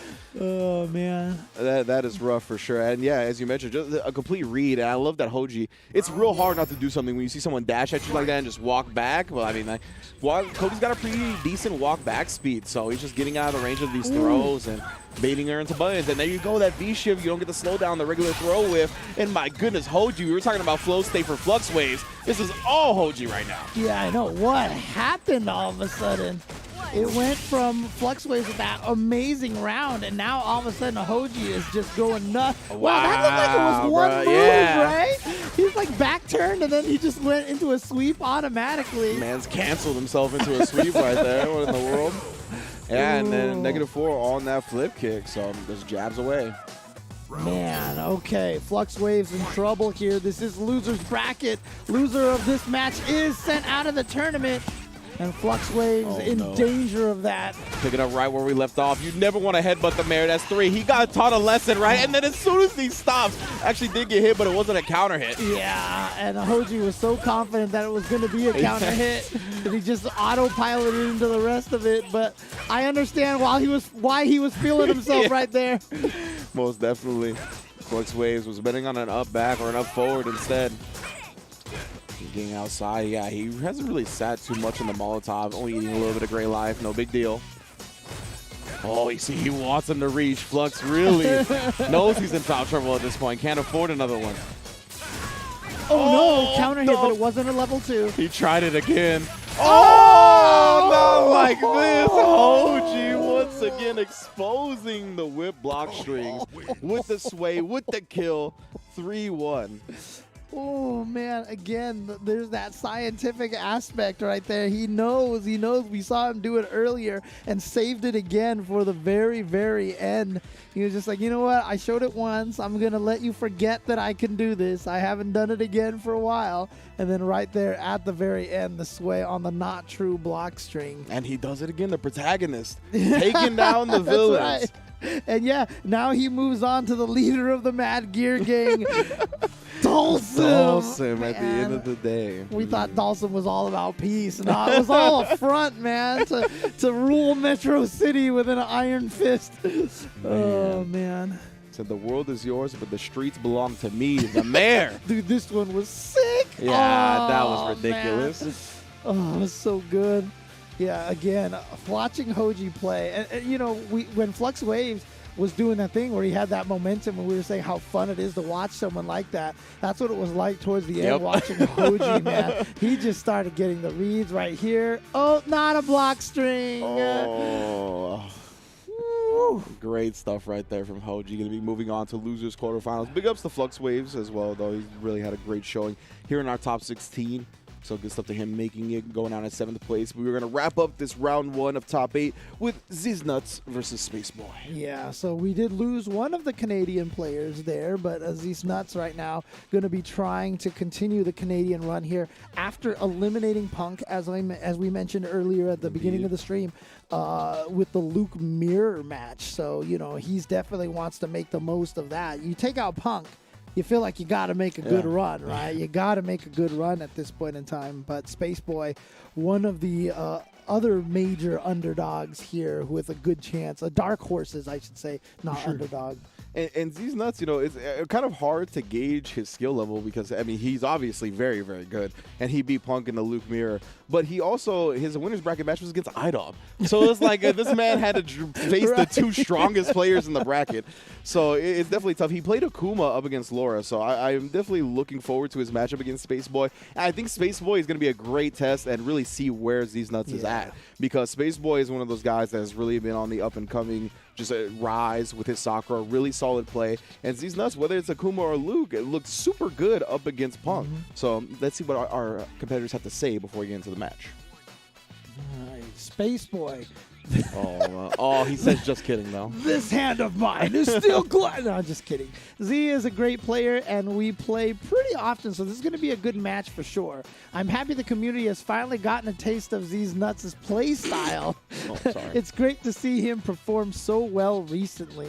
And again, this is the NOB hugs over here. Yeah, watch out. They're going to step on your foot with the Tims, bro. The steel toes. That's how they just want to think you're going to hug them. But man, all right. Good stuff from Space Boy. What does Znuts have to say? Regardless of him being one of my favorite people, this boy is about to get outspaced. Ooh, you see the bars within the quote? Yeah. I see you, Znuts. I see you. Outspaced. Okay. The boy is about to get outspaced. Okay. So Znuts going to bring it. I mean, if you're going to outspace Sakura Space Boy and Space Boy, I feel like you got to bring the Luke to the table. Okay. We shall see. He had the Akuma as well. Looks pretty good up against IDOM. Luke is the character that he rode victory to get into this top 8. Space Boy, as we know, one of the Sakuras of America. I don't think we're going to see any funny business there. We're going to see some action, though. Yeah, I mean, I feel like, as you mentioned, Luke might be a better choice just to be able to play the grounded footsies game against Sakura. We talked about the standing light kick of Sakura yesterday, which is, oh man, what a button. What a button. And, you know, with Luke, you know, having the longer range normals and, you know, having the ability to try to whiff punish, zoning out with the nice little Captain Fireball. Yeah. Yep, and it is going to be Luke. Yeah, because Akuma does have the fireball as well that can kind of get outside of that range of that stand light kick. But just the Luke one is so fast. People are still not used to just like seeing the animation of it. Definitely is just something that will catch the opponents off guard a lot of the time. And as good Look at that joint. And as good as Akuma's normals are, I don't feel like he's gonna be, you know, like the keep up with Sakura footsies type of character. Yeah, and he doesn't have like too many normals off the top of my head that I can recall that really move him forward. While Luke does, right? He has that sword sphere. He has like the jab target combo. Oh no! Oh no! Yeah, it's all coming crashing down right here. You're on life support on the verge of stun as well. Not reaching, doesn't want to get in foul trouble, but oh, the activation. Yeah, raw activation. I don't think that was supposed to be a raw activation. It almost felt like he was trying to hit a button to activate, but hit the button during a block stun or something, and so nothing came out, and then he just ended up raw activate, which is not a good position to be in. And Space Boy with a good bet on that fireball. He jumps right over. This is a huge life lead to start the round, as well as a great corner position. Oh, did get caught flinching on that, though. Obviously, if he keeps on charging it up, it is plus, so you want to do something if he's going to do it. Oh, man. But here we go, corner position, yeah. Yeah, Sakura finding all her space, presses buttons on the plus frames. Good challenge right there from Z-Nuts. Z-Nuts gets the back throw and tries to put Spaceboy in the corner, but Spaceboy gets the trade, then the crush, then the kill. Ouch. Yeah, man, he was fully loaded too. That V-trigger was active, full CA on deck. Unfortunate way to go down, but yeah, got caught perhaps backdashing, whatever it was. Spaceboy looking in control of the match. Yeah, seemed pretty dominant from Spaceboy. Again, we are at 3 out of 5. So the question is he going to try to change characters perhaps? I mean, it sounds like they're going to the lobby. They are going to the lobby at the very least. We'll see if Z's, obviously Akuma out much longer, definitely going to be more comfortable on the character. And sometimes, whether or not your alternate character is better in the matchup, sometimes it's all about how you feel playing against that character and that player, right? So I think Akuma can get the job done. It's by no means like some insurmountable matchup. So I think he might be going back to that comfort pick. Okay. See how that goes, unless he just using this opportunity to head back to the lobby just to gather himself, you know, and try to rethink his strategy, maybe change some triggers or skills or something. I haven't seen a lot of people using Luke's V-Skill 2 to dodge throws or anything like that yet, so... Yeah, definitely it's been all V-Skill, V-Trigger 1 for the most part. I don't really even see much V-Trigger 2 at the moment as well. It's all been stock stuff for the Luke. We're going to see if the Luke continues. I think it's okay, so he is actually just going to recompose himself a little bit. Okay. And yeah, because I do think this character is better in the matchup than Akuma. And just in general, I think he kind of was staying on the first page of the playbook, like staying on layer 1 with Luke up against Spaceboy in the first game. Like, he was really relying on a fireball spam type game. He was testing him with a charge up on the Thunder Knuckle. And I think now he realizes he's dealing with a really great player in Spaceboy, and it's going to take a little bit deeper of plays to take him Oh down. no, jumped a little too early. Wasn't expecting him to hold the fireball for that long. Oh, now just walks into the EX fireball. Quick startup on the EX there. And then, yeah, walk up block, walk up block, walk up block. Spaceboy detected that. Dashed up through on the fourth one. And you gotta remember, that's kind of what Z-Nuts showed a lot up against Punk yesterday as well, is his willingness to just stay on the ground and play this solid neutral game. And because of that, Spaceboy has read it well, and he's been playing the ground game superior, taking risks here when he knew he could afford it. All right, good DP from Z-Nuts to get him out of that situation, yeah. Still works as a great anti-air as well. Okay, gets the challenge. Not quite dead yet. Oh! And you know what was beautiful about that right there? You know, that was the rare time that a player did not quick rise. So Spaceboy just landed and hit the ground, and that actually threw off these Nuts' meaty timing enough that Spaceboy could get the wake-up light punch. You know, covering your self when it comes to setups off of delay rise versus quick rise is something that I think players get to when they're kind of deep into the character already. Yeah. So because Luke's new, yeah, it definitely threw off Z-Nuts quite a bit. Yeah, there's a lot of those situations, like the very famous Akuma one where he whips a button, and if you don't quick rise, he's got another meaty. Yeah, it looks like an executioner from Spaceboy. Oh, that's plus guy, you gotta watch out. Now life support, great throw tech. He's gonna be living because of that. Follows up the fireball as well. Try to catch him flinching right there. Again, he's not giving it to him though. These Nuts is like, I'm not doing it. Take the throw. Yeah. I listened to Brian and Rob earlier. Take the throw. Let me see. I want to see the Crash Bandicoot jump again. Give it to me. Such an odd looking jump. It's like the D'Lo Brown frog splash. Oh, there you go. There's the power of that projectile. Full screen instantaneously. Yeah, long distance, just destroying whatever Sakura wants to do. Now, Z-Nuts, he really made the most out of Spaceboy's execution error in that last round, so Spaceboy, he can't be feeling too bad. You just got to make sure nothing like that happens again. Yeah. Oh, my goodness. You can see a lot more patience from Z-Nuts. Not trying to tech, just anti-airing. And now gets in the free jump. And she recovers just in time from that. And Z-Nuts, that's what I was going to say, man. He is really willing to stay on the ground and down back, so I want to see more throws from Spaceboy. But an activation, pretty much even at the light deficit again, catching her flinching once again. It's 2 for flinching, dude. Mm-hmm. Again, his EX fireball timing in neutral has been immaculate. What a tech. Yep, and she's got those enhanced fireballs as well. Spins the last one. Yes, these nuts have been so patient taking throws all the time, and then finally Tex, the one time Spaceboy does try to go up for the throw. What? Oh. Not dead yet. Ah, the fireball didn't come out fast enough, but again, that EX fireball from Spaceboy is just doing so much work. Indeed. That was good stuff from Spaceboy. Yeah, these nuts. I was wondering if he was like prioritizing trying to keep that V trigger going because he was on the verge of it running out, and then he hit that stand medium kick, and it gave a little bit of a chunk back. So I'm wondering if like Spaceboy was like, I think he's trying to hold on to this, be extra careful about the V trigger, which is why he double dashed forward. But that was like, yeah, great bet from Spaceboy, worked out cleanly. Oh my goodness, wait a minute though. Me? DP like in. Season 1 Cammy, dude. Shanghai Cammy. Try to Tatsu out of there. Still going to get clipped out of the air. I'm not letting her escape for free. And these nuts, you can see, committing to the Luke at this point as well. Even the Akuma on the bench is going to have to run it back 3 straight. Oh, no. Well, this is not okay. Wake up with buttons. Going to get the hit. Goes for the meaty shoulder charge.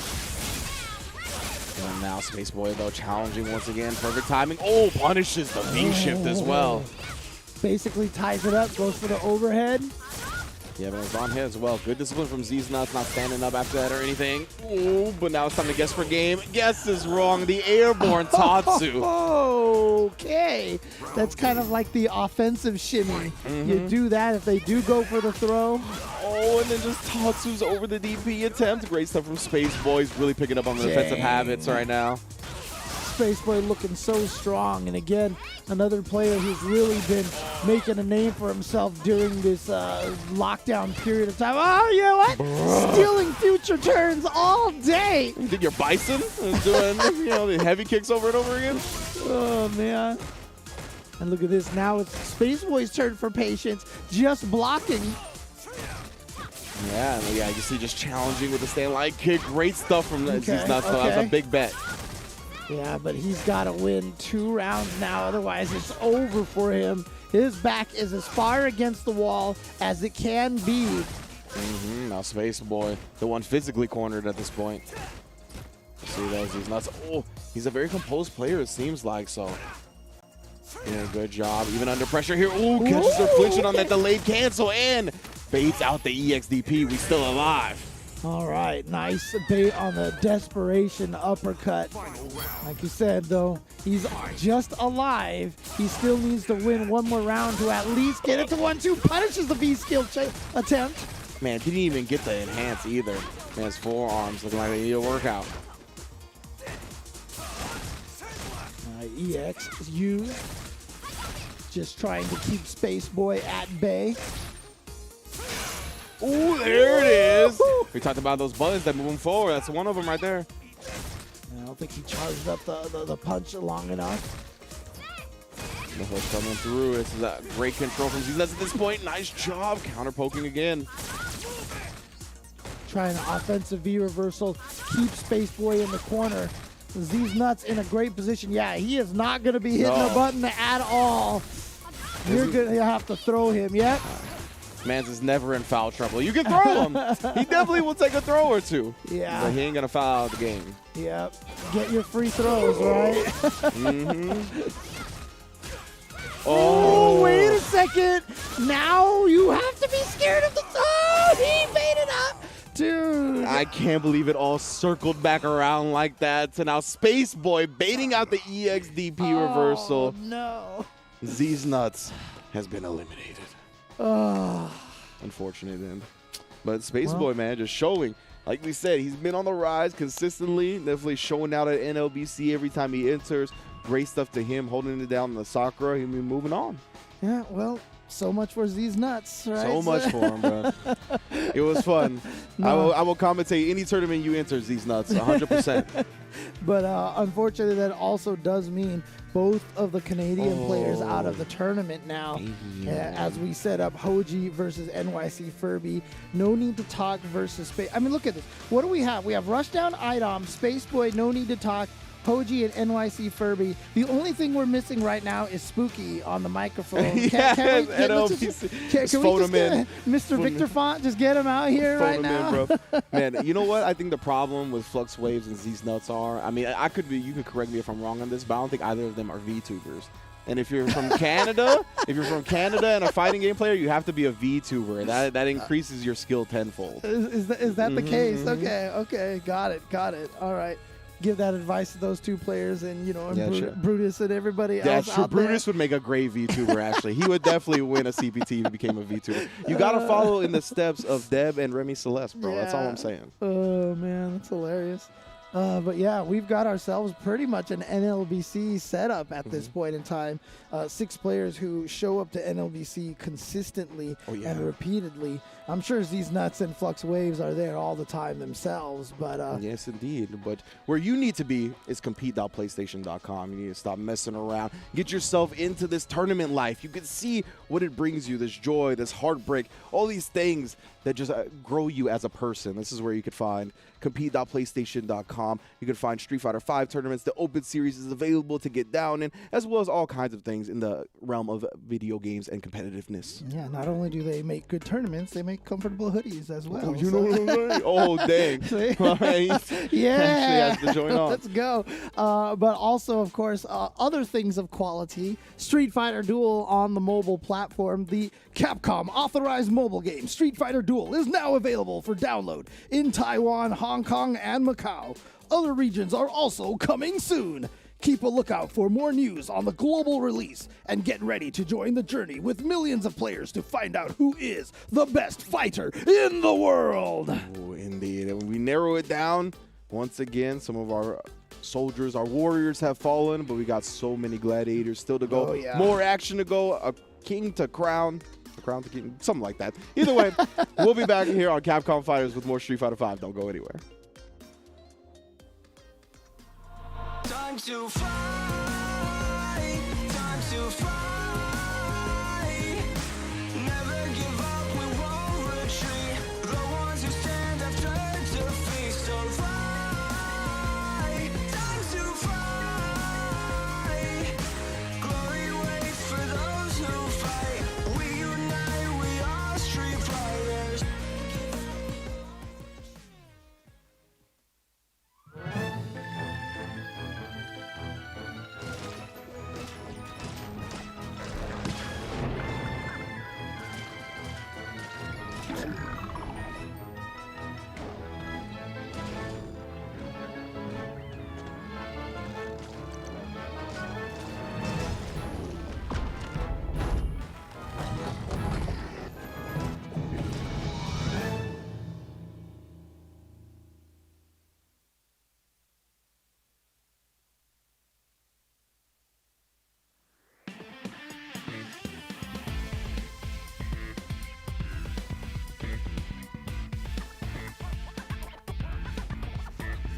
So, you really want to go through the trouble?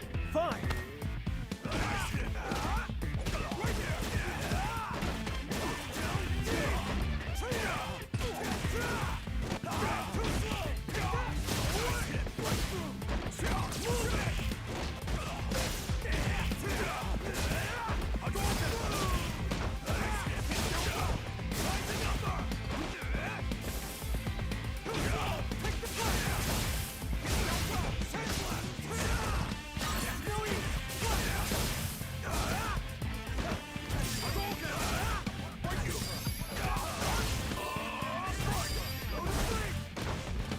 All clear!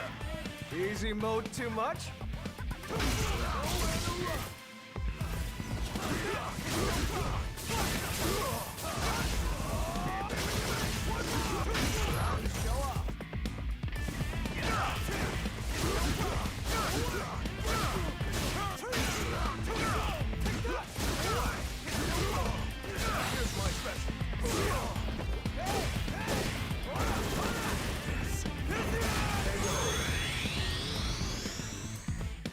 Sucks to be you. I'm always ready for a fight.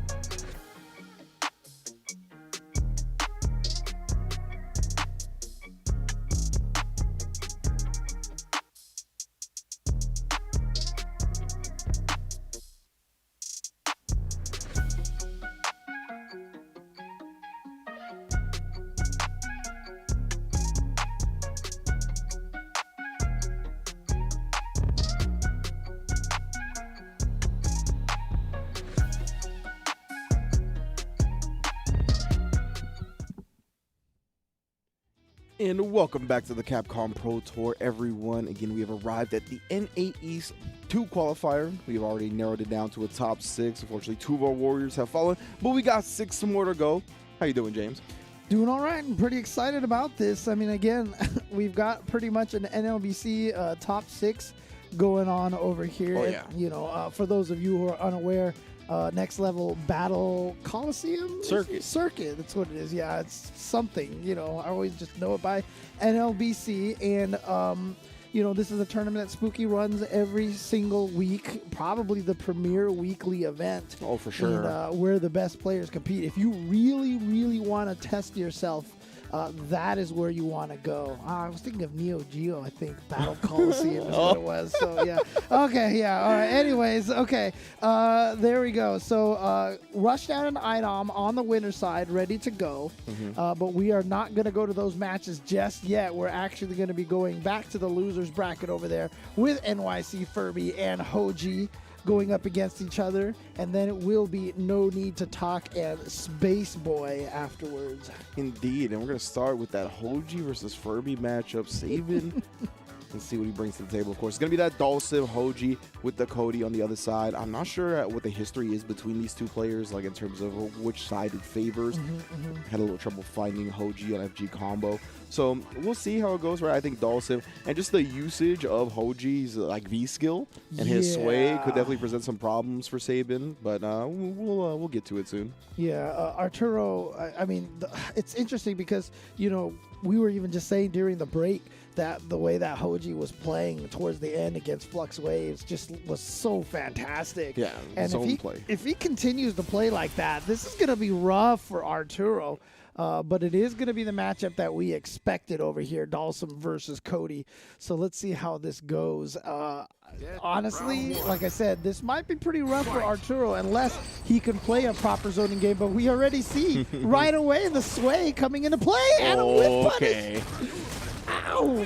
Yeah, we talk about it, right? Hoji definitely has done his homework up against damn near every character in the game, and you can see consistently whip punishing the stand medium punch. Oh, man. Good spacing, man. Yeah, being to the punch on that as well. Great counter poke. He's really knowledgeable about which buttons to press where. Ooh, that was a good try. Just a bit too late on that. Yeah, one of the toughest things is when you're getting hit by all these buttons from Dulcim, you just get tempted to jump. And the Dulcims have that sequence. If they hit you with a strong and then whiff a standing medium kick, they know they have enough timing, for example, for the crouching medium punch still. I was so impressed with how composed Hoji stayed with that Dulcim right above his head like that. Blocked it all out. Still can't find any pressure to apply himself, however, and Saban taking the first round. Yeah, remember when we talked about how when he fought against IDOM's Poison, it seemed like he didn't have a chance to utilize offensive Dulcim. Yeah, that's what you saw at the end of that round there, teleporting in all day.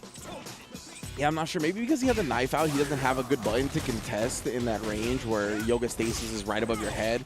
Like with the pipe and Raw, he could use that button, right? So, and with the pipe, you have the big Crouch Fierce as well.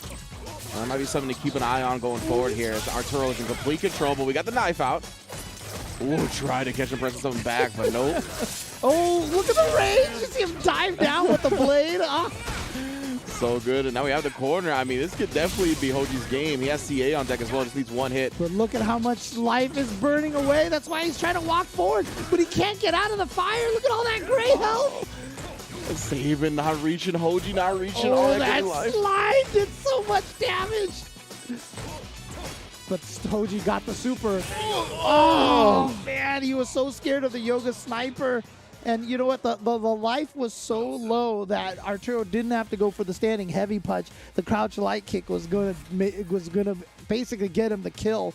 And so that was the 50-50 mix-up that Hoji had to deal with. That was so tough, man, because like you're trying to walk back, but the short light kick, the slide will definitely get that every time. And like you get put in proximity block as well, so you're trying to like walk back further, but you don't walk back as far as you thought. Yeah, he's tried that crouch fierce a couple of times.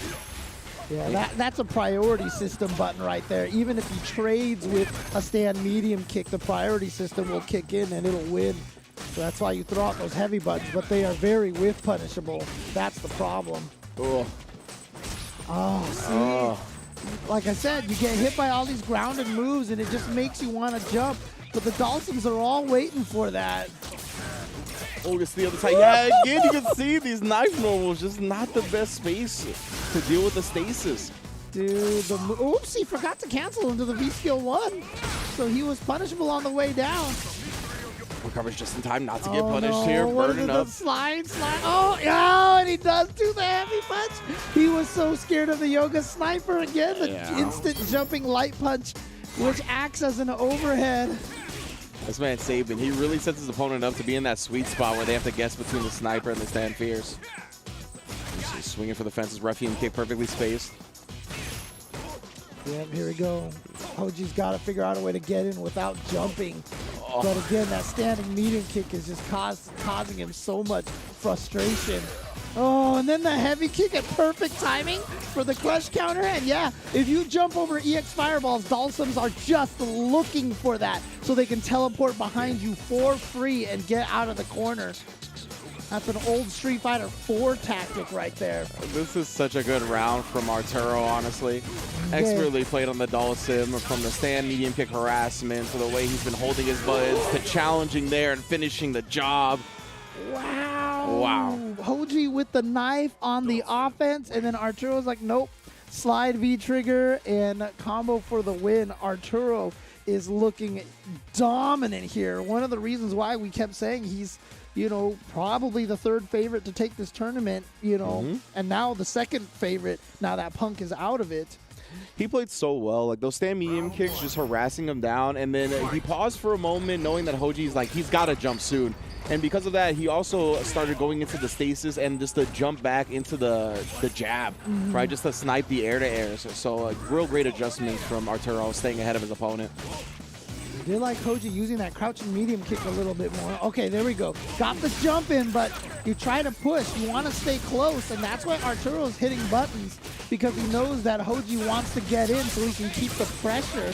Ooh, yeah, we saw that before against Fluxwave, so no free V reversals for you. Wow, he tried to use the EX whirlwind to cover him or bring out the second knife, but a slide gets under that, and a slide interrupts again. Okay, good interrupt. But look at this, no help left. Yoga Sniper is a fear. Yeah, so he's going for the slide low. He's trying to but see, that's the thing, is it's unreactable. Oh, man. You can't react to that. Yeah. It's a guess. Yeah, you have to pretty much preemptively call out the Dhalsim doing the jump back jab, so here we go. Match point now for Arturo, who is just dominating Hoji right now. Oh no! The back roll bait!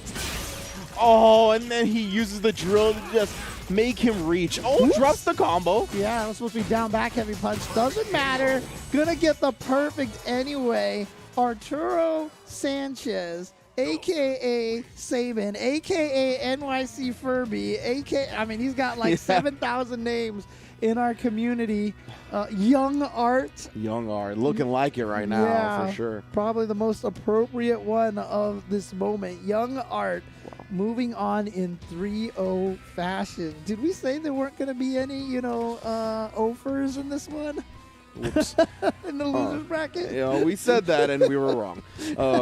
But yeah, great stuff from Art right there. I really love the empty drill into the Gale when you bait out someone to press something like that or throw tag and you just beat them to the punch. Like, he's so smart and really sent the message. Does a lot of mental damage on top of that. So he's going to be chilling in losers semifinals, awaiting the winner of No Need to Talk in Space Boy. Wow. I mean, look at this. Only Hoji versus Flux Waves has not gone 3-0, and that one's a 3-1. But, man, I mean, we were doing a CPT DQ yesterday, CPT done quick. Yeah. And we're doing that again today. I swear. I guess it's in solidarity with AGDQ going on this week. We're keeping a theme, Everybody on Twitch, go towards one, and that is the speeding side of things. Yeah. So 3-0s continue. We'll see on Space Boy and No Need to Talk. No Need to Talk did fall 3-0 to Rushdown in the winner side of the bracket. Hasn't played since then. Of course, Space Boy took down Z's Nuts in dominant fashion. See, the momentum side of things are on the opposite ends of the spectrum. Yep. So we'll see if No Need to Talk has composed himself, thought about some ideas to combat Space Boy Sakura, or Space Boy's just going to continue running over folks. Yeah, again, Space Boy winning a lot of tournaments out in that area, defeating a lot of strong players as well. But no need to talk. Definitely one of those players who has upset a lot of opponents, has also won his fair share of events as well. So here we go. Sakura versus Honda. Again, not one of those matches that you commonly see, but the biggest problem is that light kick again. 4 frames, very far, can punish a lot of things from Honda that other characters can't handle. The jab into the head, but that's a good start. Ooh, we already got command throws on deck as well. Ochio. Yeah, I want to see, oh, the backdash called out. Nice little air tech into the reset. Yeah, not going to be able to. Oh, no, he tried to juggle, missed it, but then, no need to talk, misses the punish. Yeah, that caught him in the lights a little bit. I don't think he was expecting Space Boy to risk that. Yeah, that was definitely a heavy hand slap, so that was going to be plus on block.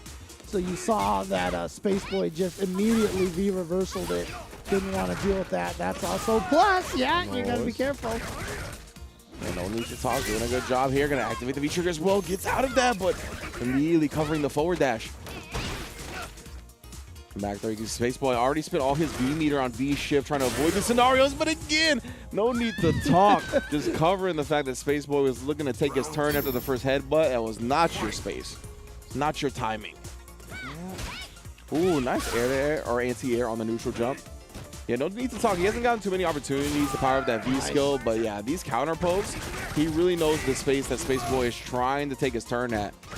He's just countering with the jab. Yeah, now he's just going for the hand slap pressure. Again, going to get over that fireball, no problem. Had the headbutt charged in time. Okay, I like the Tatsu in the air to cause that headbutt to whip that time.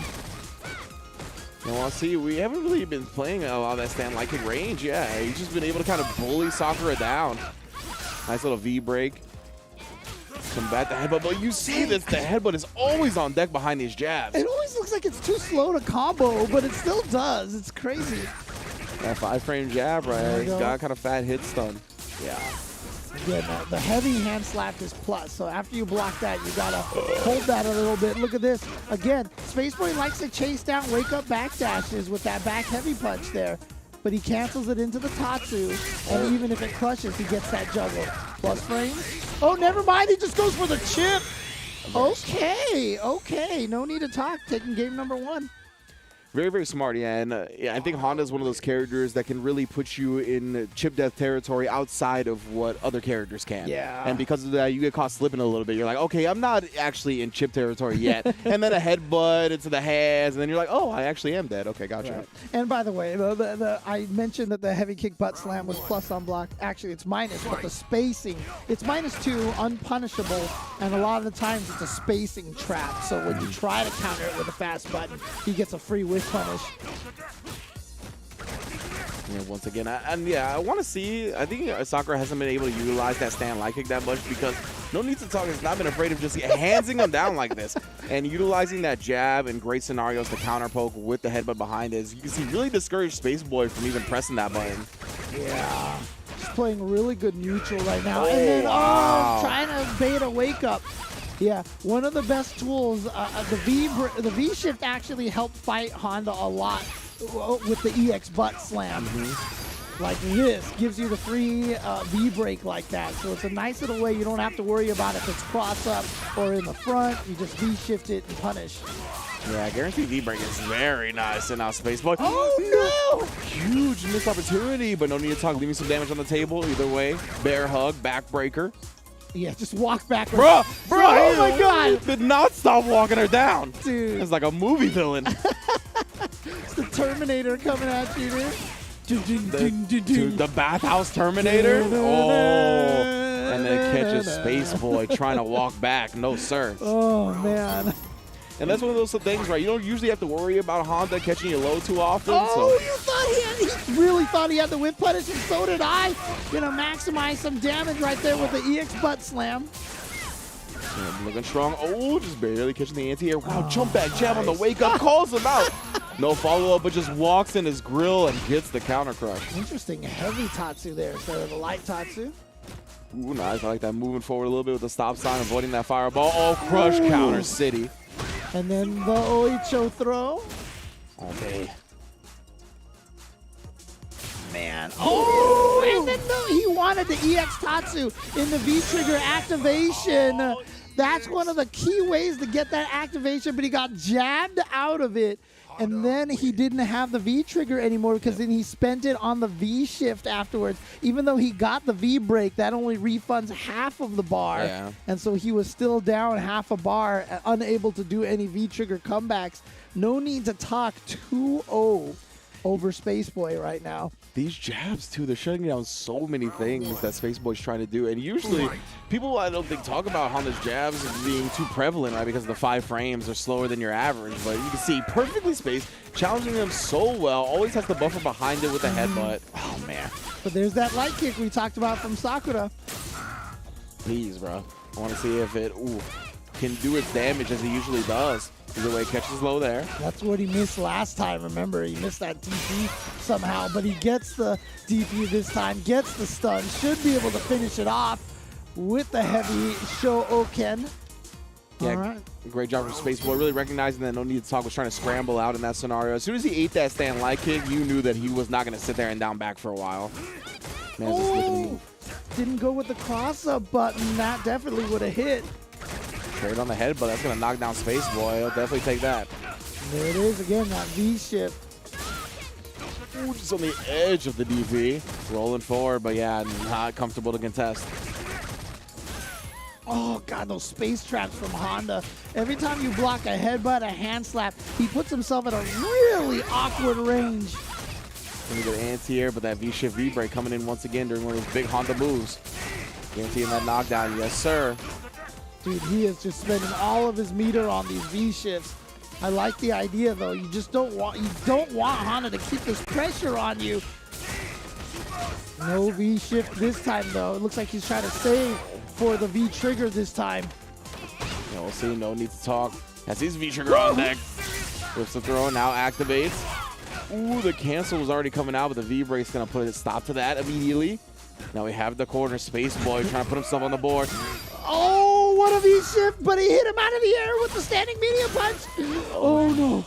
Still anybody's game. Catches the low. Doesn't put her away just yet. Runs out of the V-trigger. Ah! Jumps out. Spaceboy Gotta still watch alive. out for a super. Gotta watch out for the super chip from Spaceboy. If he can get that. Is that enough? It is enough to kill. Oh, boy. And it's funny because that gave No Need to Talk CA on his own as well. No Need to Talk was very close to getting a CA of his own to chip out. But no, Spaceboy's the one that beats him to the punch, prevents that from happening. And yeah, man, that's a pretty decent amount of chip too with that fireball before the super. So great awareness. Oh, man. I mean, Spaceboy was just like, please kill, please kill. Yeah, please yeah. Kill, please kill, please kill, please kill. Oh, man. You know, in a situation like that, that CA does not kill. You need a miracle to bring out that round straight up. Oh, man. Oh, no. Divine intervention. Oh, the neutral jump afterwards, actually. Didn't work out the worst for Spaceboy. Oh, he's actually going to get a huge punish right now. And the corner position as well. Gets a forward throw, and now for the meaties. Too far away for the medium punches, though. Yeah. You see how weird the hurt box of Honda is? You saw those heavy kicks, and they just were not kicking Honda's punches at all. Oh, God. Great stuff from Spaceboy, really catching on to when No Need to Talk likes the neutral jump. He's been doing it a lot. Here we go, activation. You're going to be blocking some hand slaps. No headbutt. Yeah, very surprised he was walking back and everything. Looked like he had the charge. And he even had the V-trigger activated. He didn't even need the charge for that headbutt. Ooh, okay. And you can see right here, Spaceboy, like I said, loves to try to chase down the backdashes. He's always going for that back heavy punch at close-up just to get the crush. Nice fireball for the knockdown. Taking him. Now willing to stick his hand into the blender.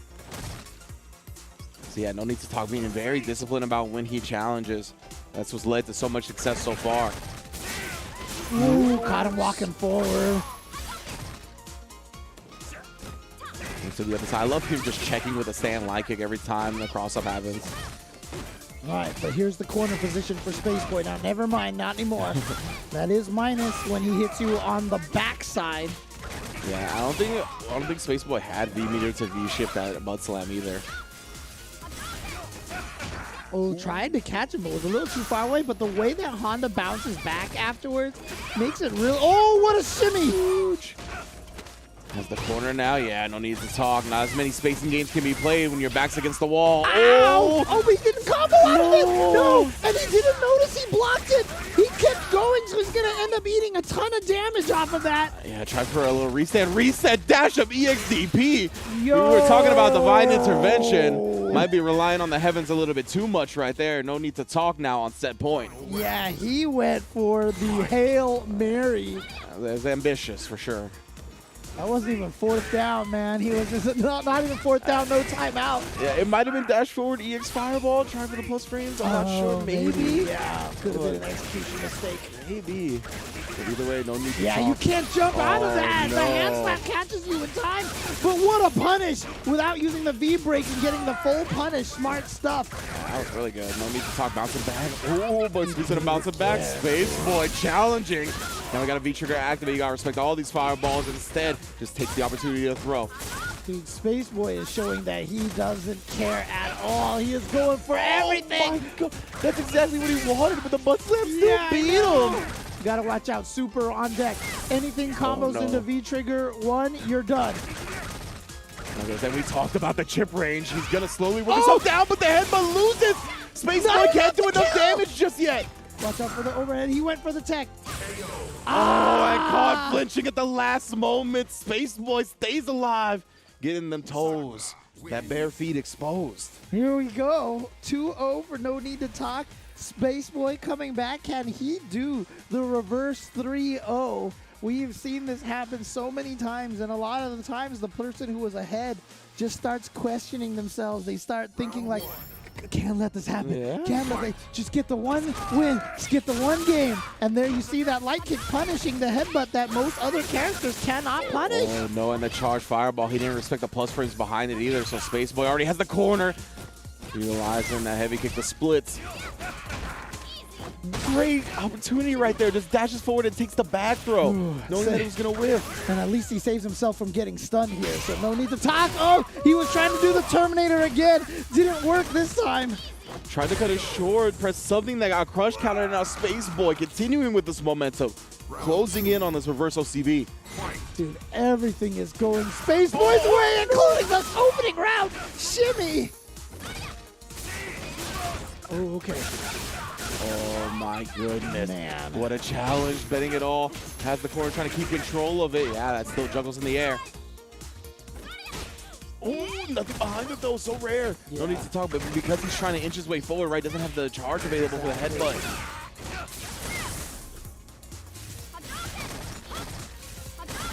Oof. His headbutt's very tense at this point. Space Boy trying to close out the set. No need to talk. No, he needs something big. That's a big window. And here we go. EX Oicho is good, but he's going to get hit by the cross-up. He went for the chop, but it missed. Overhead. Just to chip a little bit more damage. Activation, scary time. But look at this. Space Boy challenging with the light kicks. Gets the throw. Needs one more hit for the complete the comeback. Oh, and he tried to blow through that last projectile with the headbutt. Not going to happen. Space Boy puts a stop to it. 3-2 to complete the reverse sweep. Monstrous on the Sakura. Wow, Space Boy coming all the way back. And we talked about how strong he is as a player, showing it right there, never giving up at that point, knowing that all he needed to do was get that momentum, taking 3 games in a row. And by the end, yeah, he was definitely looking really, really strong. And his reward is he gets to go up against Arturo. Ooh. I mean, these are some incredible players, incredible matches so far. You can see, right? Yeah, no need to talk. Off to a blazing start in this set. Getting big damage, really controlling the neutral. But Space Boy never counting himself out, believing in it, staying solid with his Sakura, able to bring the set all the way back. Yeah.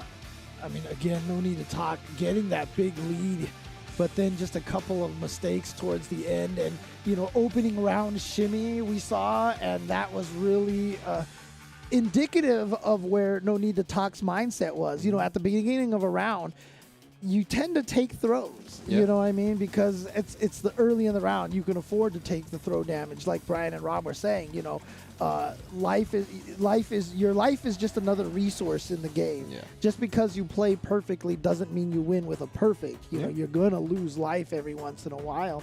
You have to expect that. And no need to talk was at such kind of a panicky kind of nervousness that at the start of the round there was the throw tech that Spaceboy took advantage of and just never let up afterwards. And I think when characters rely and strategies rely on spacing gambits the way that Honda's does a lot of the time, I think that is less effective the longer the set is. So Spaceboy getting those first 2 games of intel, really getting comfortable with the space that Honda was going to challenge and really turned it around in the subsequent games. So great stuff from Spaceboy. It's going to put him in loser semis, as you said. Winners finals is also ready. But before we get to any of that, I need you to check out compete.playstation.com. Stop playing around. Get to the Open Series. You know what's going down over there. They partially fund the Capcom Street Fighter V, a Pro Tour, pot, and all that. So they've definitely been helping out the FGC for quite some time. Big ups to PlayStation holding us down. Get on that as soon as possible. And also, the Capcom authorized mobile game Street Fighter Duel is now available for download in Taiwan, Hong Kong, and Macau. Other regions are also coming soon. Keep a lookout for more news on the global release and get ready to join the journey with millions of players to find out who is the best fighter in the world. And we're already down to top 4 here at Capcom Fighters. I wouldn't have it any other way. Thank you all for joining us. We'll be right back with more Street Fighter V and to crown our second qualifier for the season finals. Time to fight, time to fight. Never give up, we won't retreat. The ones who stand have turned to feast. Alright, time to fight. Glory waits for those who fight. We unite, we are Street Fighters.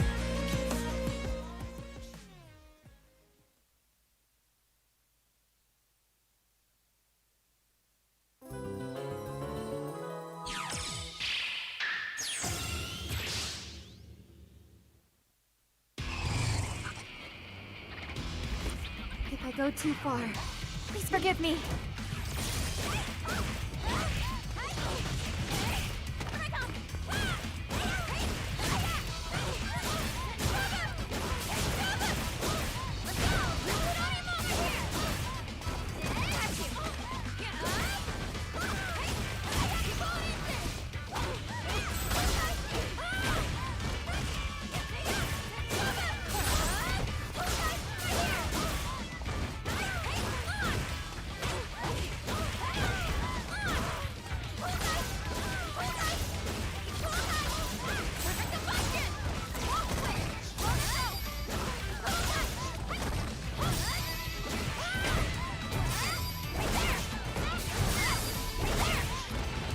Job well done. Yay!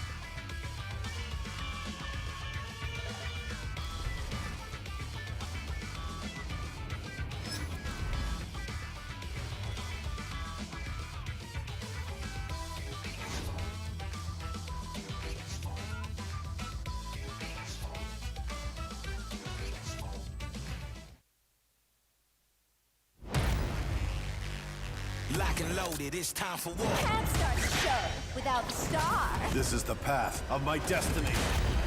Come on, let's turn up the heat. About time to finish this.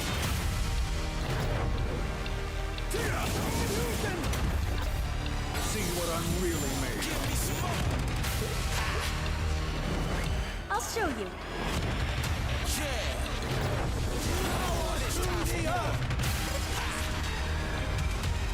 How do you like this? It's time for war. That is the truth of what you must seek.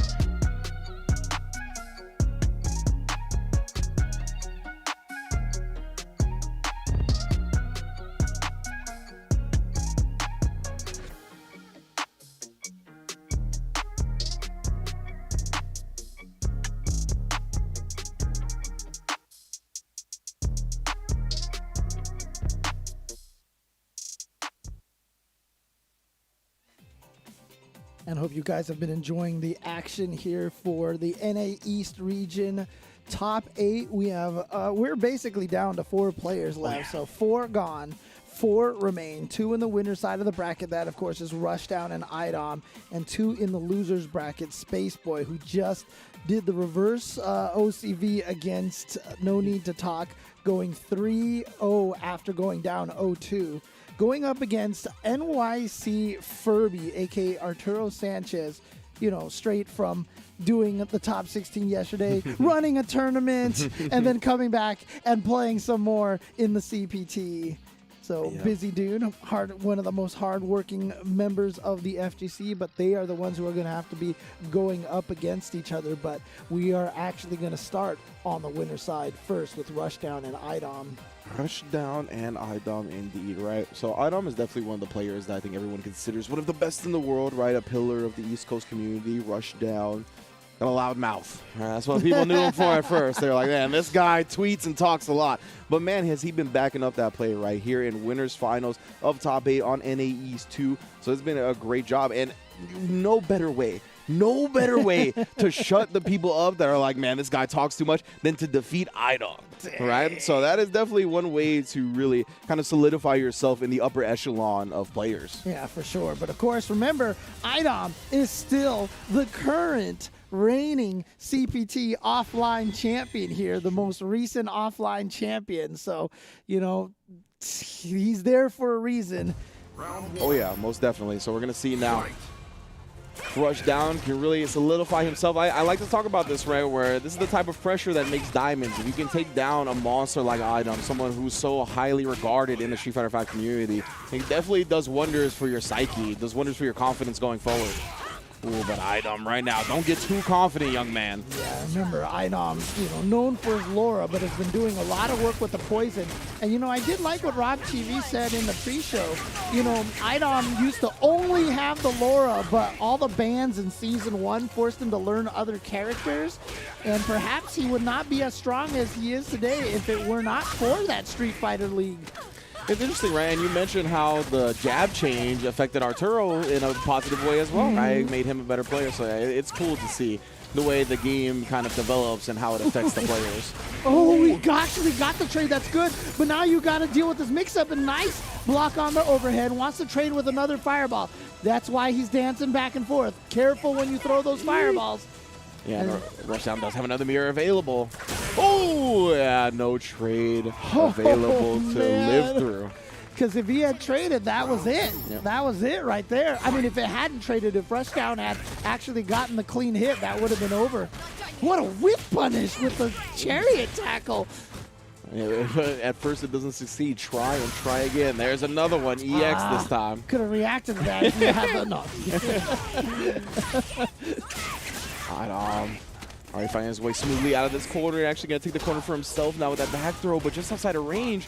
Can rush down that opportunity to start his game up. Right, activation now.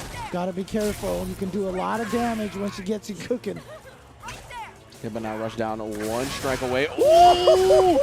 Dude, Rushdown is the king of non-reversal timing EX headbutts. But look at this damage right here. Oh, and you bet on everything right there, and Idom knew it. The EX flip kick coming down to shut the throw attempt up. God, we saw that with Space Boy. Remember, he did the light kick Tatsu as the attacking shimmy. Same thing here with Idom using the EX flip kick, but that one's punishable. And so, like you said, Idom really just kind of took it to the end right there. Yeah, definitely. He was unafraid. You know, I mean, I'm not sure the interaction probably depends on the timing, but it might have even avoided a crouching light punch, you know, and been able to hit that as well. It's probably why Idom went for that decision. Counter hit, but too far away to link into a second one. Yeah, it can definitely cover a certain amount of options, especially if Rushdown's going to wake up and bet on him, like walking back. Great whiff punish right here. Idom staying in control. Plus frames. And we've seen that since yesterday. Idom always going with the light punch afterwards. Pulling it down. Nice V-shift out of the knees and just the jab into the throw. What a smart play. Catches him with the jab, makes Rushdown think, oh, shoot, he hit me. And that's why you get thrown afterwards. Yeah, right, exactly, because Idom, the jab hit right there, not going to lead to too much, even if he followed it up. So I like that throw attempt. Good walk out from Rushdown, though, much more aware of the situation now. Oh, and the side switch off of the knee drop. Idom managing to get under, and now look at this. Got to fight her all the way to the corner again, and she's pushing forward and has you in the corner. Okay, nice. Yeah, busting out this time. Reversal on the EX headbutt. Quick whiff punish, but nothing behind it. Didn't have the V-trigger to cancel into. Good combo into the chariot tackle. Gets the knockdown. But Idom fighting back. Checks the forward dash. That should do it right there with the super. And you are cooking for a while. Oh, yeah, most definitely. Idom going to be going up 2-0 now. And, you know, they both got to their V-triggers at about the same spot, same moment. And because of that, we saw a initial, like, trade of the medium normals. They just clashed and went back. And then the next time, I think Rushdown was just prioritizing getting into his space to activate his V-trigger a little bit too much. Because my man Idom has been looking for that consistently, right? The crouch medium kick, it's a V-trigger activation, has been his bread and butter. Yeah, and look at this. Idom going up 2-0. So, you know, trying to show Rushdown maybe still needs to do a little more work. You know, yeah, everybody needs to do more work in comparison to Idom a lot of the time, right? Domination, as some have called him. Either that or Idom, like Rock TV, like you mentioned. Yeah, man, the stoic attitude. Idom. What a read, but wow, Idom either got greedy or I think he just messed up his input. I think that was supposed to be a stand medium punch instead of crouching. Again, checking the dash this time with a crouching heavy punch? Yeah, I think he was just expecting Rushdown to stay at that space. Ended up getting the dash because of it. Baits out the reversal. Ow, dude, son. One time. Ow. The one time Rushdown goes for an actual reversal EX headbutt. But you know what? This is Urian. Let's see. Connor trying to jump out. That should be death here. Not quite. Oh, my God. Oh, what a decision. Nice. And Rushdown with the comeback. Nicely done. And that's the thing. Against Urian, you're never safe because of that mirror. Yeah, I love him just canceling to the EX headbutt right there because he saw the slowdown from the V-shift right. If Idom presses anything besides V-break there, the EX headbutt beats it. So well done from Rushdown. Yeah, it was either block or go for the V-break. Smacked up.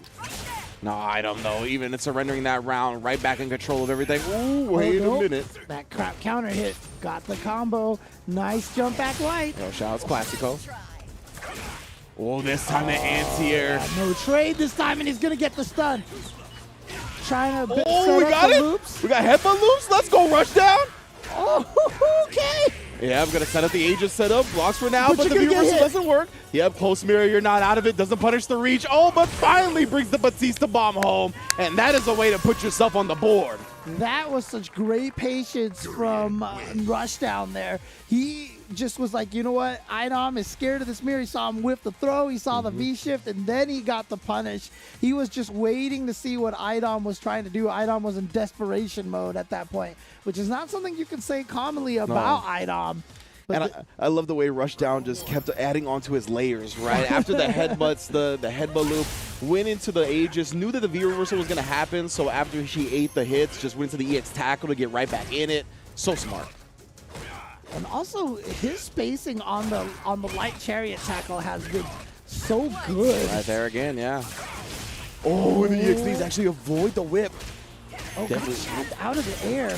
Yeah, nice choice to use the Molotovs to get the knockdown and out of the corner here. So this is important for Idom and his spacing, but there we go. Just EX headbutt in neutral.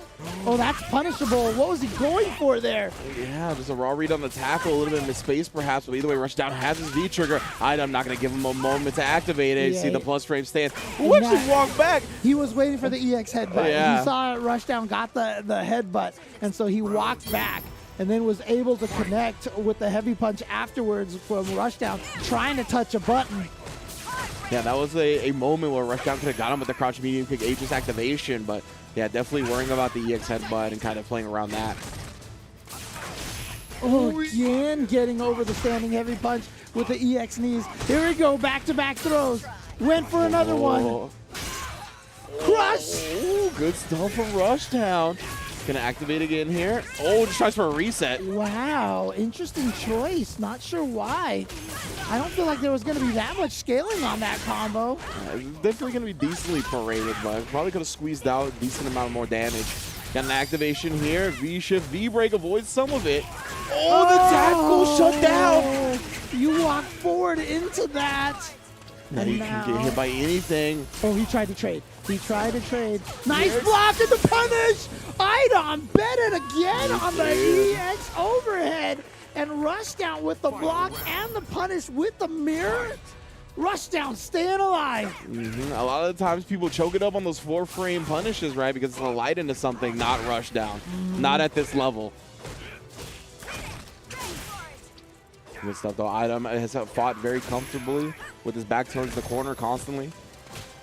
Again, that jump back light punch, anti-air. Love it. And that's, EX chariot tackle, 7 frames. Caught him walking backwards.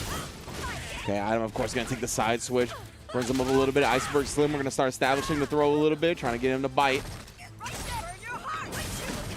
But he had the punish. Again? Oh, he went for the reset into the overhead again. Baits it out. Oh, doesn't actually get the punish. Maybe worried about the mirror, and he went with the fierce. Yeah. Oof, that's not a good trade. Oh, but it got him coming forward again.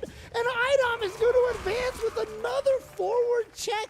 Rushdown every time he tried to move. I mean, he got away with some of them every once in a while, but in the clutch, when he's needed it most, Idom has been able to see the forward movement from Rushdown and able to take it. I mean, Idom probably like, his name is Rushdown. He wants to come forward, and he punished it that time, takes it, and he is in grand finals. Yeah, and I think that's why you saw Rushdown doing so many raw tackles, whether it was EX or just raw chariot tackles. The spacing on the light one was really well most of the time, but it's because Idom was prioritizing checking that ground movement, whether it be with the crouch medium kick, the stand fierce, etc., was really shutting down the way that Urian wanted to move forward. So he was betting on these forward advancing specials a lot of time, and they were working out, but when the best one is that EX, when it's tied to a meter, it's often not going to work out enough to win the entire set. Right. And, it's crazy for me to actually see Idom go for, that was so nice. That was good. For some of these EX flips to win it. And, yeah, we got the headbutt loops from Rushdown. Nicely done. Yeah, I just think that a lot of the time he's like, okay, the EX flip kick will beat so many options, right? It will beat people trying to walk forward because it's so fast. It'll be throw techs. It'll go through projectiles. It'll be low moves. It often has like a low crush property to it. So I think he just believes in it a lot. But either way, Idom 3-1 is in grand finals winner's side where so many people expected him to be. We're going to get Rushdown floating down to the losers finals for a little bit as he awaits the winner of NYC Furby and Space Boy. Oh, man. And again, you know, when we were watching Hoji against Flux Waves, we were saying he looked so strong, looked so solid, and then Arturo just basically dismantled him 3-0. Same kind of situation here. Spaceboy has been looking amazing. I mean, look at this. In losers bracket in top 16, he has defeated Kami, Shine, Z's Nuts, and now No Need to Talk. Look at this. That's impressive. That is a scary list of names that he has defeated, starting in the loser side of top 16, and now he has to go up against the leader of the Mad Gear Gang here. The one that finally put the protagonist away. And Spaceboy actually leaving the Sakura on the bench, bringing in the Akira. We're going to see if the Akira, I didn't actually see whether it's a V skill or V trigger 1 and 2. Okay. So V trigger 2, V skill 1 from Akira. No, try to charge up the fireball. And for now, yeah, that's the V skill 1. You can see it's enhanced. Interesting. I mean, that definitely seems like something he's going for consistently. Where is he going to use that in the gameplay versus Dalsum? What's the idea with that? Yeah, we're definitely, I think, hopefully going to see it on display soon if he can ever start his offense up. Yeah, so far he's just been eating those standing medium kicks all day. Standing medium kick has been causing problems. There you see the idea of trying to trade and getting a knockdown with that fireball. Okay. Ooh, yeah, the juggle on the stasis. Good stuff. Good stuff. V-Trigger 2 is on deck for Space Boy. So he wants the custom combos. They'll be coming in high and heavy. Oh. Try to go for something. But there you go. Arturo with the interruption. And yeah, gets the punish. Nice. Through the fireball with the super. But that's not even to catch up in life. He still has to do some work. Oh, nice interrupt. Not just let her press the fireball for free. Well done. What was he doing? Maybe you expecting Arturo to do the jumping medium punch with into low? Could have bet on the empty low. And Dawson could throw up that jumping medium punch, which cannot hit people on the ground. That's a safe jump timing. Oh, no. So close to being stunned here, but the V-Shift gets him out of dodge for now. Yeah, still not getting that knockdown that he's looking for. Ooh, huge jump in. Spaceboy able to deplete that stun bar, tries to get him bait. Yeah, tries to shimmy him there, not going to fall for it. Good EXTP. But on the other side, V shifts away, but that's not going to get him out of everything too quick. Oh, got the cross up. This is huge. I caught the forward dash. Gets the knockdown off of that combo and the pressure. Take the throw. Oh, too high up. Oh, that's unfortunate. I mean, it was going to be punished even if it was low enough there. He was trying to get Arturo maybe with a pseudo shimmy with that EX fireball. Maybe if he did it low enough that he wouldn't be punished. But yeah, it's funny because, you know, when we saw that big jump in, Arturo tried the back medium punch and it just whiffed and he ended up getting hit for it. So once he got in that corner and Akira jumped at him, you can see he was very hesitant to press an anti-air. He actually just let him jump in on him the first time, and then the second time where the EX fireball happened, he was just sitting there not pressing anything. So it ended up whiffing. Who knows? Maybe if he would have tried to press anvil or crouch medium punch, I think it would have been like too far forward to get hit by the fireball, but it might have. Yeah. But obviously not quite the same thing that we saw from Arturo versus Hoji. Spaceboy really close there, but I have a funny feeling it sounds like Spaceboy might be trying to change characters, go back to the Sakura, wanting to see how Akira would work.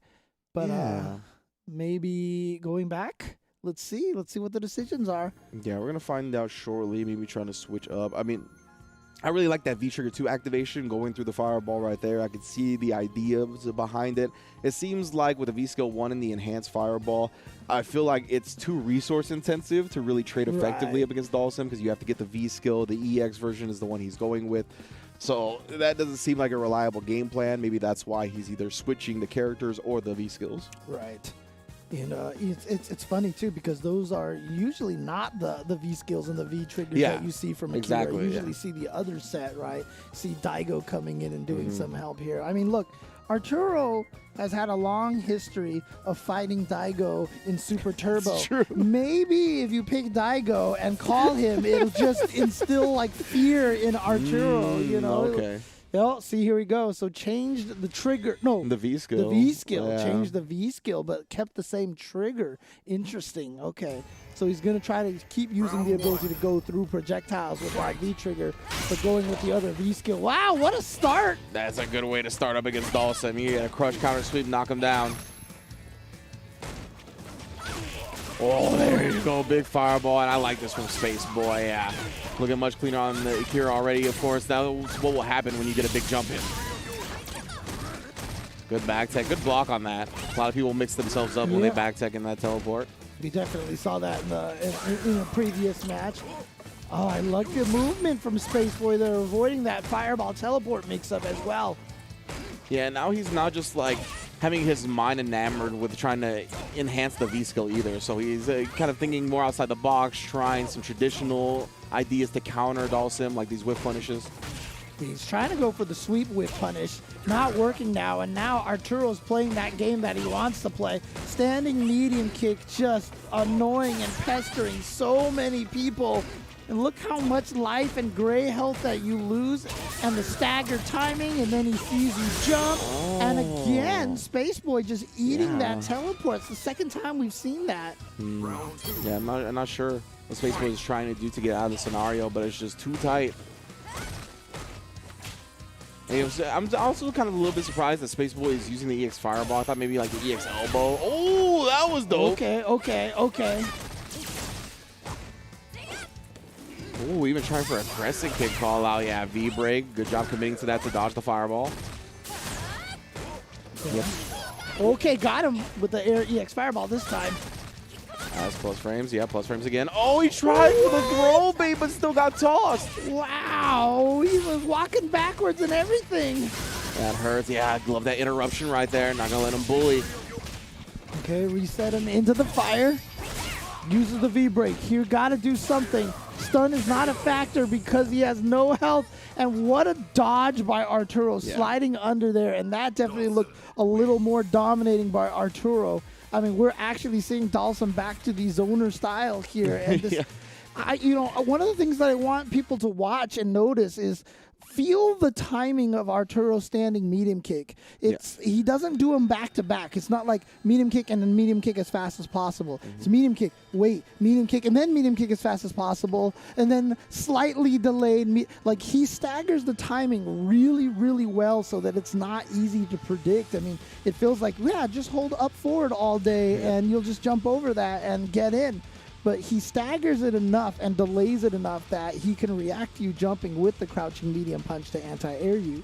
And I think because of his experience, he's very good at picking up when the opponent is going to start changing up their game plan. So he really starts harassing with that stand medium kick at different timings, and then you'll see him add a layer to his follow-up pressure. Well, he'll just go to yoga stasis and jab, because if you jump over it a lot of the time, you're just going to get air to air, and he'll be back in the space that he desires.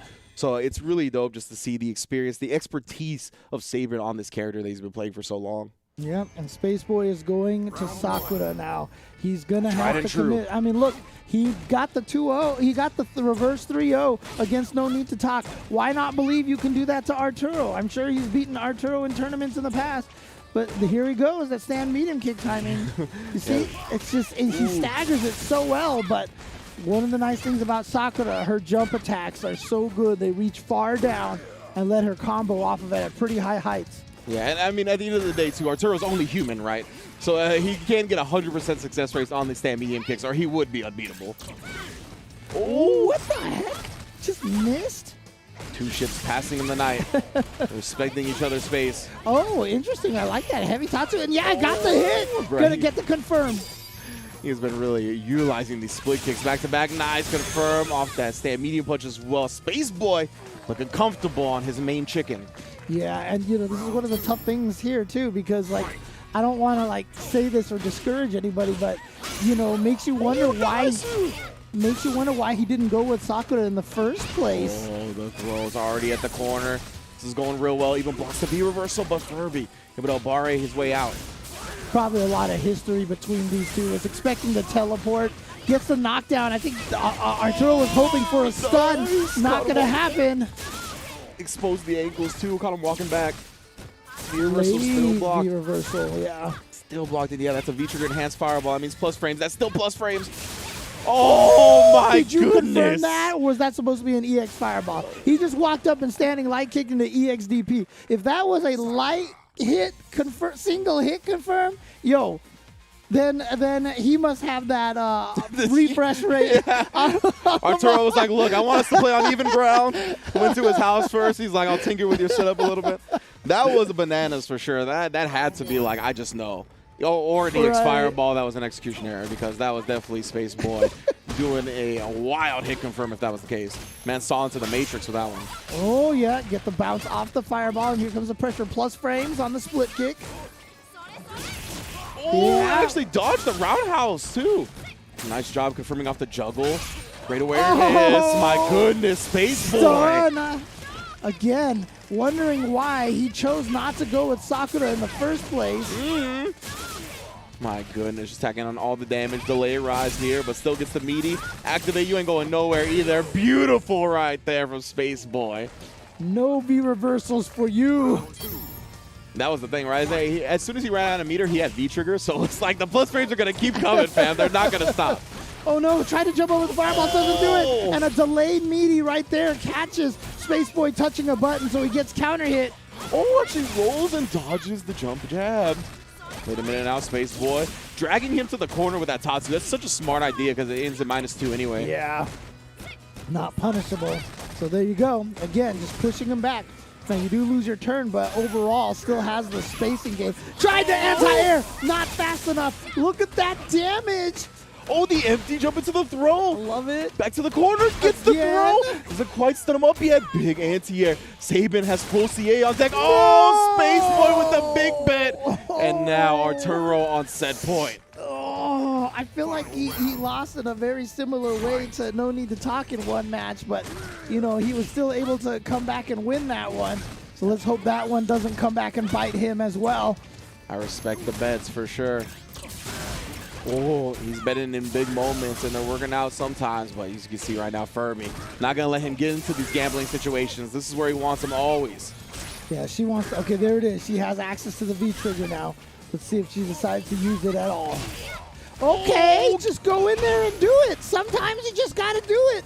And that's all you need, one knockdown. He knows that Arturo's willing to take the throw, but recognizing the habit of Space Boy overheading him, blocks it and punishes. Oh, trying to jump over, can't do it. Crouching medium punch. Now you're in sniper range. Doesn't matter what, a decision and reaction by Arturo. Stand medium punch to trade with the EX Fireball. If he was too late, he would have got knocked down, and Space Boy would have the pressure, but he knew it. He was confident. Hit the button, got the trade. Arturo Sanchez is in top 3. Yeah, throwing fireballs is so hard against Art because if you do not have the life lead, a lot of the time he'll be willing to trade with those stand medium punches. In a situation like that where you're going to die, he will never hesitate.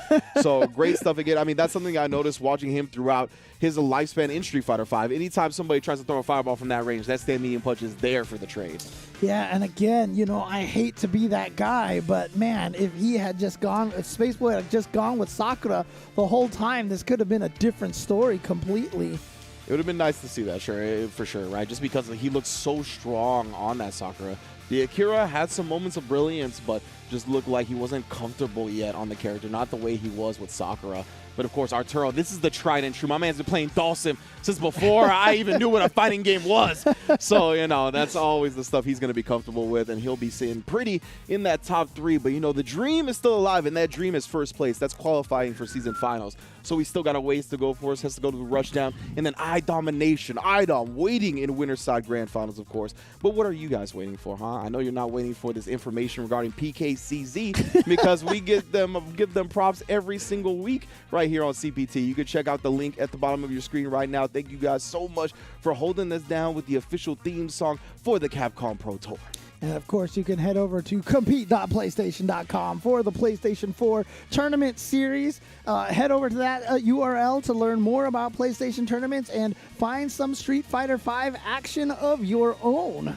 There's so much Street Fighter V action going around, none of the least of which is a Street Fighter League Season 4 continues each and every Thursday right here on Capcom Fighters, whether it be Twitch, Facebook, YouTube, all simultaneously streaming. Of course, is going to be, I think, week 14 of the Street Fighter League Pro Season 4 of the US edition. So make sure to catch it out. All on Capcom Fighters. You're not going to want to miss it. Trust me. Everybody has been coming up with tip-top level play, commentary. It's just one of the best products in the competitive realm of video games. I dare you to find better Street Fighter. How dare you? Shout out to Tasty Steve and Vicious, of course, always bringing the action at Street Fighter League. And we've got more action coming up for you guys here. Again, it's going to be losers finals. NYC Furby versus Rushdown, and then grand finals, IDOM versus whoever wins that. That's happening after the break. Don't go anywhere. More Street Fighter V after this. Time to fight, time to fight. Never give up, we won't retreat. The ones who stand have tried to feast on fight. Time to fight.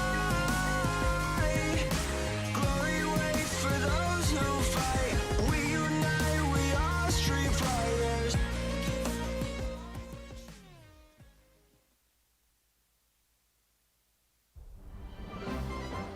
Welcome to the centre of the world. Great Britain's mighty capital, London. This country is incredible. I will become a lawyer. I have to. So then, let us unravel this mystery and discover what events led to this curious murder. Who are you? Herlock Sholmes. You must have heard of me. We must solve this case, Naruhodo-san. Let us engage in the art of deduction, Mr. Naruhodo. Well, what have we here?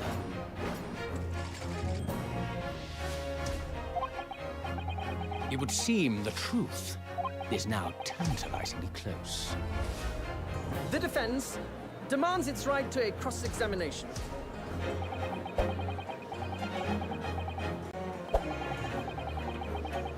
Objection!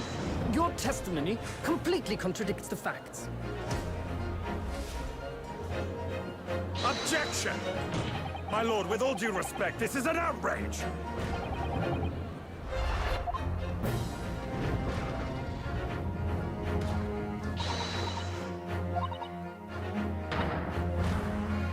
You're the best lawyer in the world.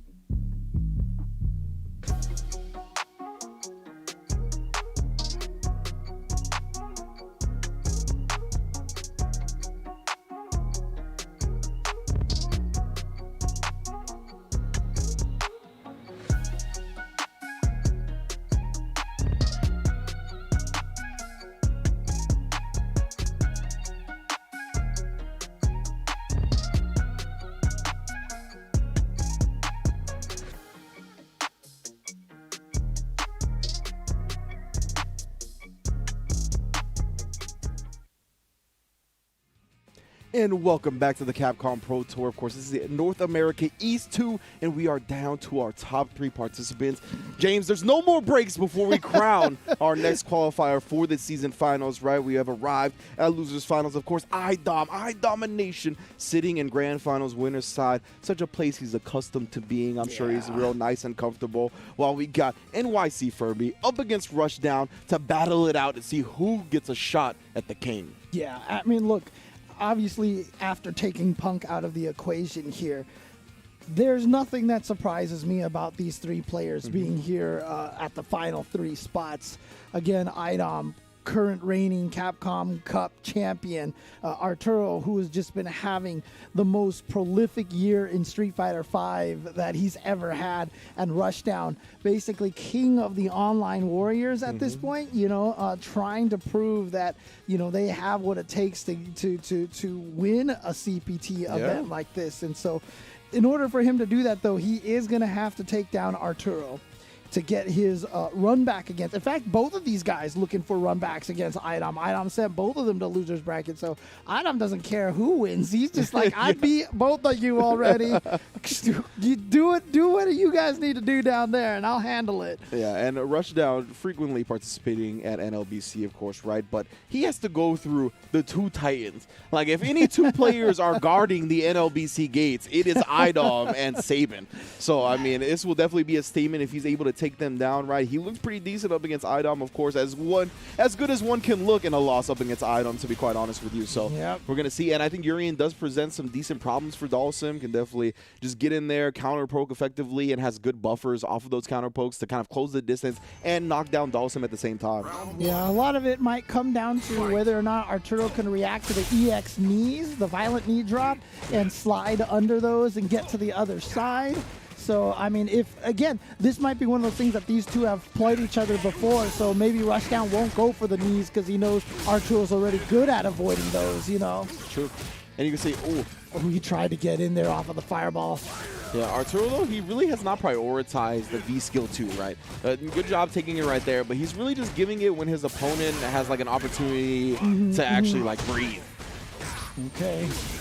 And now down there, goes for, actually just goes for the frame trap and gets caught by it.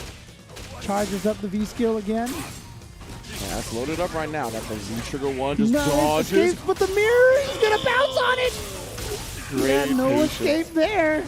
I love that patience from Rushdown as well. He has another mirror to his name. Oh, and great stuff. Just backing up a little bit. You thought it was your turn to press something, but that 7-frame EX tackle.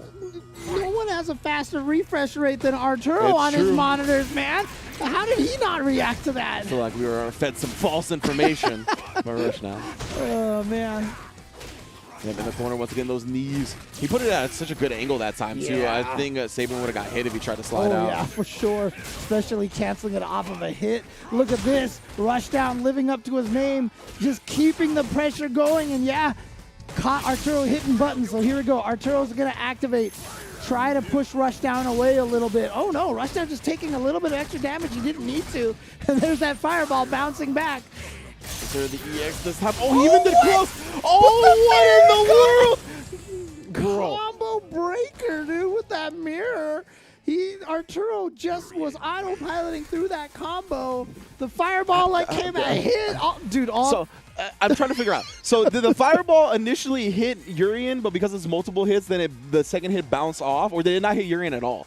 I thought he ignited for a second, but that could just be like my mind playing tricks on me. I think it hit Urian before it hit the mirror. Yeah, and then but it's multiple hits, right? So then the subsequent hit bounce off the mirror and then hit. I don't even know. I'm not sure. I need a replay. 100%. I need like the 0.25 speed replay too. Yeah, I don't even know. Stuff happened right there, dude. Oh man. That was super sick for sure. But Rushdown taking game number 1, really, really important here. Cooling down Arturo, who has, like I said, been playing like a madman. He did get the charge on that fireball, so there's going to be a bounce on there. Ooh, nice job staying outside the range of the EX knees as well. Ready for it as soon as it lands. You see the bounce, giving them more plus frames. A little bit more bounce to the ounce.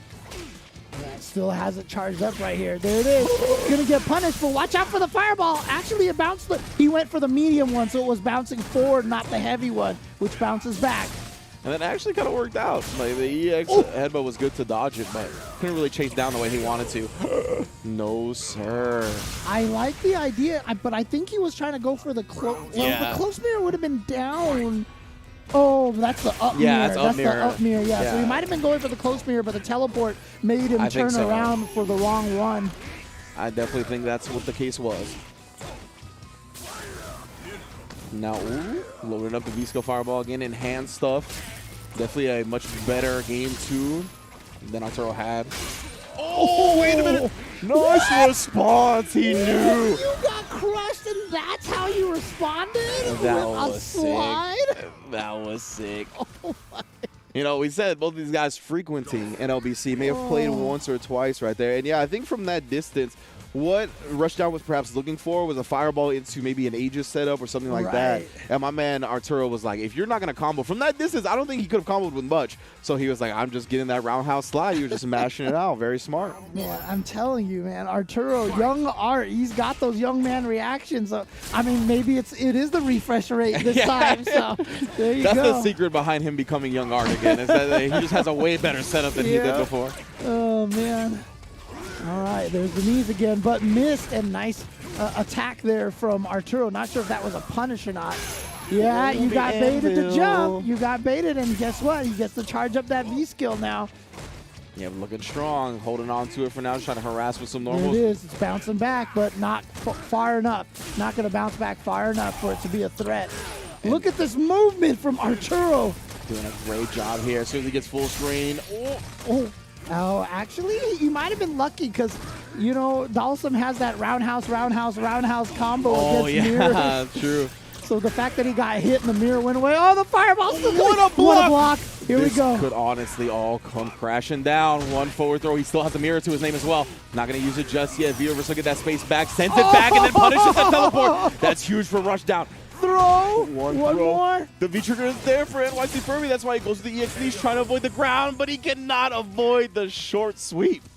And you know, the dangerous thing about those slides is they can be negative on a hit at point-blank range, and Arturo still goes for it. Rushdown might have been expecting the Yoga Sniper. Yeah. Stood up. Again, you're just getting baited into jumping. When that fireball is out there, sometimes the best thing to do is just walk up and block it. The chop. Hand, so we're in the corner. Good take on the throw. Just a raw head, but actually getting the knockdown. The hesitation stand medium punch, catching him up back. Okay, here we go. Set them up. Yeah. Big punishes on these teleports. Yeah, Rushdown ready for that. And now there's that EX headbutt out of nowhere again. Rushdown looking good here. Has him on a pick, so how much magic you got? Not enough today. He's just like, I don't care what side you show up on. I'm just going to jab and you will die. Oh! The EX beating the stand medium kick, and then the fully charged spears getting the clap afterwards. Caught him reaching here. This is all going right for Rushdown. Stunned with the Batista bomb. How are we going to follow this up? Is he dead? We got the enhanced fireball. It's going to be a lot of damage and a meter to his name. Oh, yeah, not even close. Rushdown 2-1. Ooh. Now one game away from getting into grand finals and going up with this rematch against IDOM. Like I said, Arturo has been playing amazing all tournament long, but has he run into the wall? Has he run into the end here via Rushdown, who is playing so strong? Yeah, and up until this point, as you mentioned, both these players only dropping games to IDOM. But now, this is man Saban back against the wall, trying to keep the dream alive. I mean, this is about as real as you can get in terms of the losers finals, man. Because for sure, it's these two players. Yeah, man, this is in the NA East 2 qualifier. No more qualifiers for this region here. We only got one more qualifier left, period, for the season finals. So the entire season on the line here. Still has the V-Skill 2 charge with the counter hit. Crouching medium punch back to back. Oh, got the overhead. Trying to take his turn a little bit too early off that coral punch.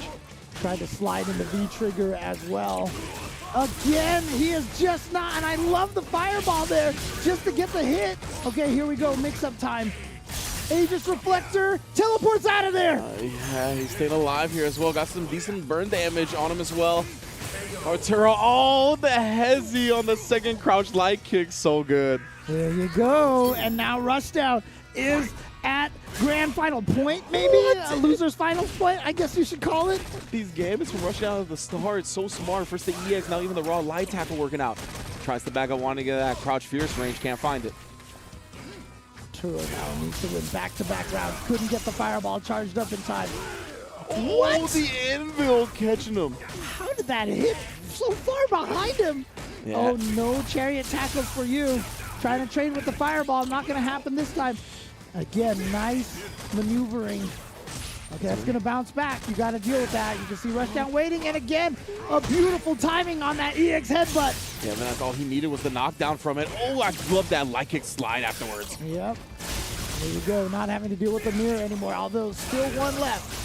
Yeah, that's why you charge up that fireball. And then the EX headbutt clipping. My goodness, he's still not out of it. The back medium kick catching him out of the headbutt. Oh, he actually dissipates the mirror and crumbles to the ground. That is massive for Arturo at this point. Oh, that slide missing was so scary for Arturo. And yeah, just catches him with the slide again. What do you do? Is it going to be the sniper or the slide? And Arturo's been doing such a good job going with the slide. So, yeah, just wants to shake your hand, man. He's trying to make a deal. You don't want no parts of it, I promise. Man's a swindler. Ooh, the headbutts. Oh, just the EX after the regular headbutt. Do it. Arturo. Oh, the regular one again on the verge of stun and Rushdown will be your second participant in Grand Finals. He will be the one getting the run back. And unfortunately for Sabin, the dream is no longer. Oh, man, and I mean, honestly, well done to Arturo to play so well. Finish third place here. I know for a player like Arturo, I know he's going to be disappointed in that finish. But again, falling to a competitor like Rushdown, who's just been playing phenomenally here, and absolutely deserves to get his run back versus Idom. Rushdown, like I said, basically king of the online world right now in Street Fighter V, going up against Idom, who is currently the reigning king of Street Fighter V Galaxy. Reigning, defending Capcom Cup champion Idom. But yeah, great stuff right here. Once you get rushed down, you can see a plethora of punishes on these teleports. Usually starting with this crouch fierce, you can see right here. Oh, this is the slowdown. He gave it to me. It does hit him. Oh, okay, so the fireball mirror, didn't hit it. Yeah, the mirror just didn't get dissipated because, yeah, I mean, there's been nothing that's hitting it yet. Yeah, the problem was Arturo was autopiloting. He went down back heavy punch into stand medium kick, back medium kick, and the crouching medium punch, heavy punch got hit by the mirror. Yeah. And then the medium kick got hit by the mirror, and Rushdown was able to combo off of that. And there you go. Tried to pull off one of those crazy Dankadius, combos out of nowhere on the fireball, but not going to happen here. And it is going to be Rushdown going up against Idom in grand finals for NA East. Again, you mentioned this during winners finals. How much of a message would you be sending as Rushdown if you can come here and win back-to-back sets against Idom? Right. I mean, Rushdown was definitely, I believe, like an up-and-comer before the pandemic, right? Definitely had been doing work, but he definitely rose to prominence during the online environment of the game. And yeah, if you want to shut people down, if you want to talk about all these people that are questioning your credibility, whether it's online or offline, if you're beating Idom in an environment like this, respect is to be had. Yeah, exactly. Idom is no slouch either side. He's going to be able to beat you online or offline. And it is going to be grand finals. Rushdown, again, he's coming from the loser's bracket. So if he loses one set, he's eliminated. Yeah. But Idom is in the winner's bracket. You can only be eliminated if you're in the loser's bracket. So Rushdown has to beat Idom in 2 sets of 3 out of 5. First to send him to losers, second to take the tournament. And I just want to show some love to our production team as well, actually getting me the slow-mo version of the replay. Thank you. I appreciate it a lot. Yeah, so big ups to y'all in the back. But it is going to be Rushdown versus Idom. We mentioned Idom defeating both the participants in losers finals. So either way, it was going to be a run back. Either way, Idom was going to feel comfortable. And Poison was the one getting the job done today. And Poison is the one that is looking to secure the victory. Yeah, have we seen... Idom hasn't played anybody except Poison today, if I'm not mistaken. We haven't seen the Lauda all day. On the bench. Yeah. All right, so here we go. Remember, this is the champion, the reigning defending king of Street Fighter. And when you come at the king, you best not miss. Well, look at this. Right now, Rushdown with a nice life lead, but he started this way in the first round of the winners finals as well, and Idom was still able to make the comeback and win that round. Oh, beautiful anti-air right there, already ready for the knees. Gets to the other side with a throw as well. Now Rushdown here. Gotta ride this momentum. Can he give Poison that space that she wants? Huge jump in. That's it for the first round. All right, Rushdown riding that momentum after defeating Arturo. Maybe coming in here feeling all warm, all fired up. Ooh. Yeah, we say that a couple of times, right? This time a little bit of a hesitation before the tackle at the start. Trying to catch Idom during the start of one of the big whip moves. Frankensteiner back to the corner. And that headbutt from Urian, very punishable on whiff, but on block, safe. You can crouch under it, though. Made it over. And again, Rushdown with just these excellent EX headbutt timing. Yeah, and I'm surprised Rushdown is willing to fight at the spacing that he has been kind of doing it at. Yeah, these headbutt tackle type spacing. That's what he's going to have to do. He's going to have to keep betting on these specials up against Poison. Ooh, we haven't seen Idom go for EX heart rate in a throw in a while. No, yeah, that's the Nemo punish. You can't be jumping over fireballs when he has that Aegis Reflector ready to go. And Idom really just kind of falling victim to a false sense of security right there. But the Frankensteiner, once again, you've mentioned, he has been so consistent with heart rate into button, and now bringing out the throw. Yeah, back to back. So Rushdown probably thought, like I did, that after he threw him one time, that was going to be the last throw for a long time. But then Idom was like, nope, I got you. Good punish right there on the overhead kick. Yeah, I want to see Rushdown try to prioritize getting right in that crouch medium punch range, coral punch range. Because beyond that, it is definitely all Poison, even with the tackle and the headbutt available. Oh, I think that heavy kick was supposed to be a tackle. Maybe wasn't charged up enough. Oh, no, remember him checking the forward dashes. No, he threw the wrong Molotov. He wants to burn down the building behind it, doesn't he? Turning her back on Mad Gear.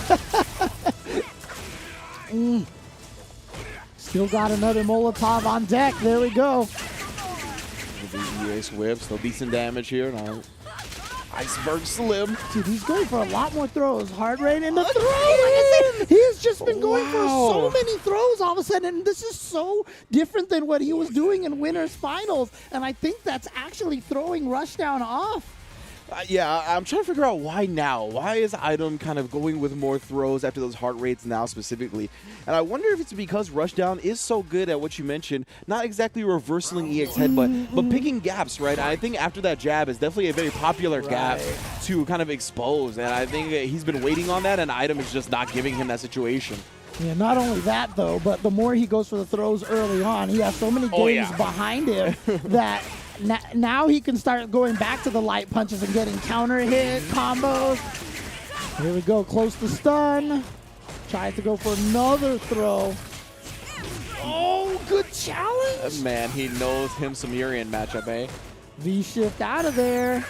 And jumping forward on that mirror heart rate, and there's the button, and then the throw. Idom is now just mixing it up, and Rushdown seems, I don't want to say confused, but he is definitely getting flummoxed by some Idom right now.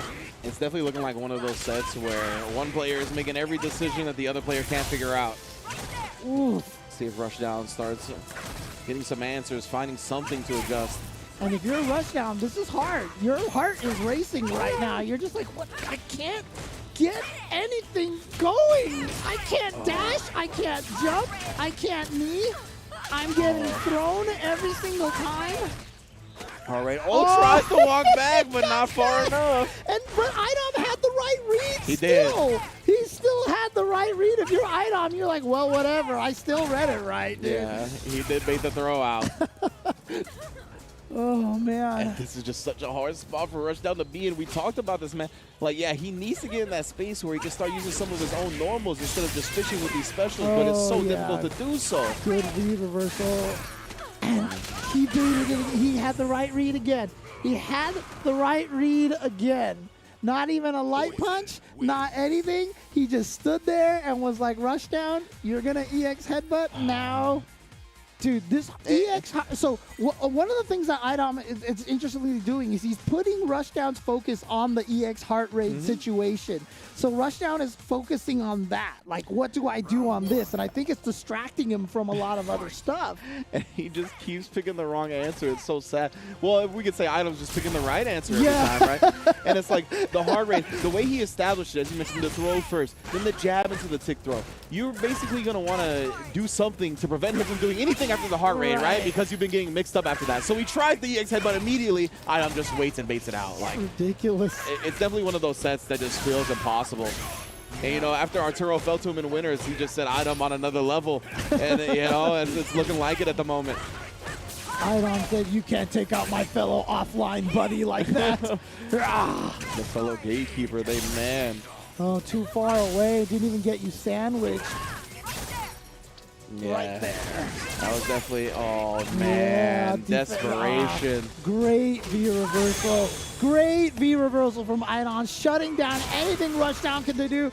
IDOM now on the verge. What is this, 6 rounds in a row? It seems like it, yeah. Rushdown took the first round. IDOM 5 rounds straight afterwards. He is at tournament point. Rushdown has to figure out something, but look at this. IDOM with the heavy punch, whip punish, heart rate mix up again. Slim. It's looking real rough. EX into the plus frames, escaping the corner for now with the knees. Trying to reset it. But you see what I mean? IDOM doesn't need to keep doing these EX heart rates, but he's just keeping Rushdown's focus on that mix-up. And it's like I said, I feel like it's distracting him from everything else. I expect another EX heart rate real soon. He's so hesitant. There it was. Nice job beating it to the punch, but just waking up and getting the back throw. All that space. Oh, stuffing the EX tackle, and that will be it. IDOM taking it. 6-0 in rounds, 3-0 in games.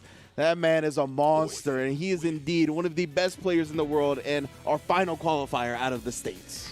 And thank you guys again for watching CPT DQ. Yeah, bro. CPT done quick. IDOM there after losing the first round to Rushdown. 6 rounds straight in dominant fashion. And like I said, the most important thing to me was that, like I said, I don't think IDOM needed to keep using that EX heart rate. But I think he started realizing that he was putting, since he was reading that situation correctly every time, it was just a way to mentally damage Rushdown as much as possible, to make Rushdown feel like, what am I supposed to do? I keep guessing wrong in this situation.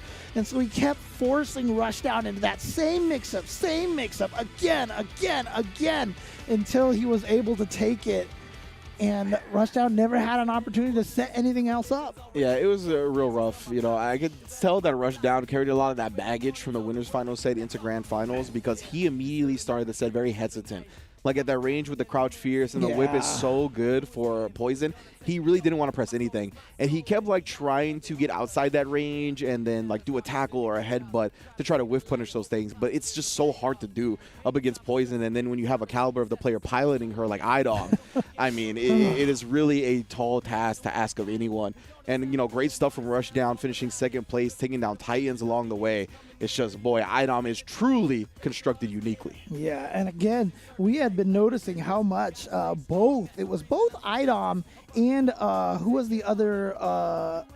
Poison? Zeus Nuts. It was Zeus Nuts, right, who using poison. No, it was Flux Waves. Flux Waves, I'm sorry. Waves. Both of them were always going with the light punch after the heart rate. Yeah. And we saw that so much from them, and it's almost like IDOM knew everybody was kind of noticing that, was like, I'm going to use this. And that's why in that first game he established the throws right away, and that just kind of spiraled the whole match out of control for Rushdown. So nicely done once again by IDOM, showing why he is the current reigning champion of the Capcom Cup. Yeah, well done. Once again from IDOM, of course. So you saw his journey in today, but I want you to begin your journey at compete.playstation.com. That's where you can sign up for the Open Series that is on PlayStation 4. You can find out all kinds of things regarding Street Fighter V and its competitive realm here. It's analysis, insights into the players, personalities, and all kinds of things, all found, once again, at compete.playstation.com. Yeah, and of course, the Capcom authorized mobile game Street Fighter Duel is now available for download in Taiwan, Hong Kong, and Macau, alongside China, where it's been available for quite some time. Other regions are also coming soon, so keep a lookout for more news on the global release and get ready to join the journey with millions of players to find out who is the best fighter in the world. And indeed, I know a lot of people would say Idom is that best fighter in the world. Proves yet again that he is not one to be trifled with. Great stuff. Qualifies for the season finals. Now we're going to take a quick break, y'all. We'll be right back to recap some of the top 8 and then bid you adieu, because the next week is our final qualifier for the CPT season. Don't go anywhere. Time to fight, time to fight. Never give up, we won't retreat. The ones who stand after defeat. So fight, time to fight. Glory waits for those who fight. We unite, we are street fighters.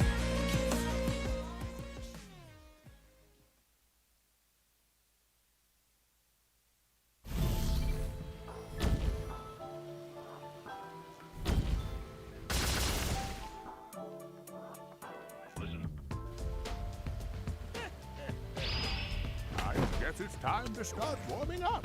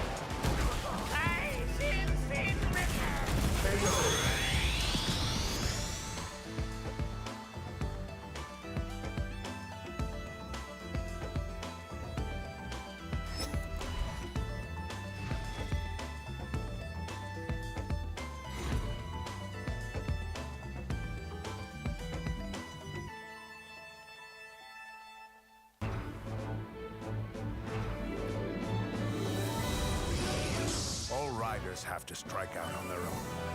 Let's do this.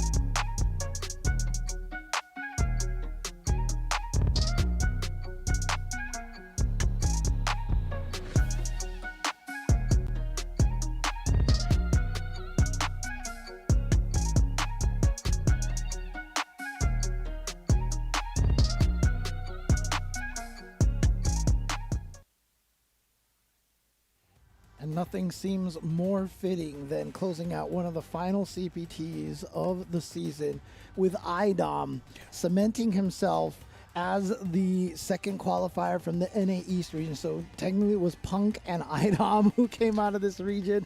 No surprise, but you know, he is one of the best in the world for a reason, and he showed why so much in that last match. Exactly. We can take a look at the top 8 bracket. I want to see exactly how we got through that journey of today in that second qualifier for NA East. Of course, rushed down. A bunch of 3-0s, as we mentioned, right? We weren't expecting as many as we saw today, but both winner semifinal sets went in that direction. Item, of course, bringing out the poison to deal with the doll sim of NYC Furby, who just defeated Item 3-0 in grand finals of NLBC recently in that matchup. So great job adjusting, picking poison instead of Laura, taking it over Rushdown in winners finals as well. And then we saw great losers action as well, right? Hoji versus Flux Waves was really dope. Space Boy bringing it out, that 3-game comeback over No Need to Talk, and then really giving NYC the Furby a fight of his life in loser semifinals, not only to, of course, fall and NYC Furby moving on, and then we saw a beautiful losers finals between the two. Rushdown's the one that earned his way back to get that run back, but it really looked like IDOM was truly on another level today. Yeah.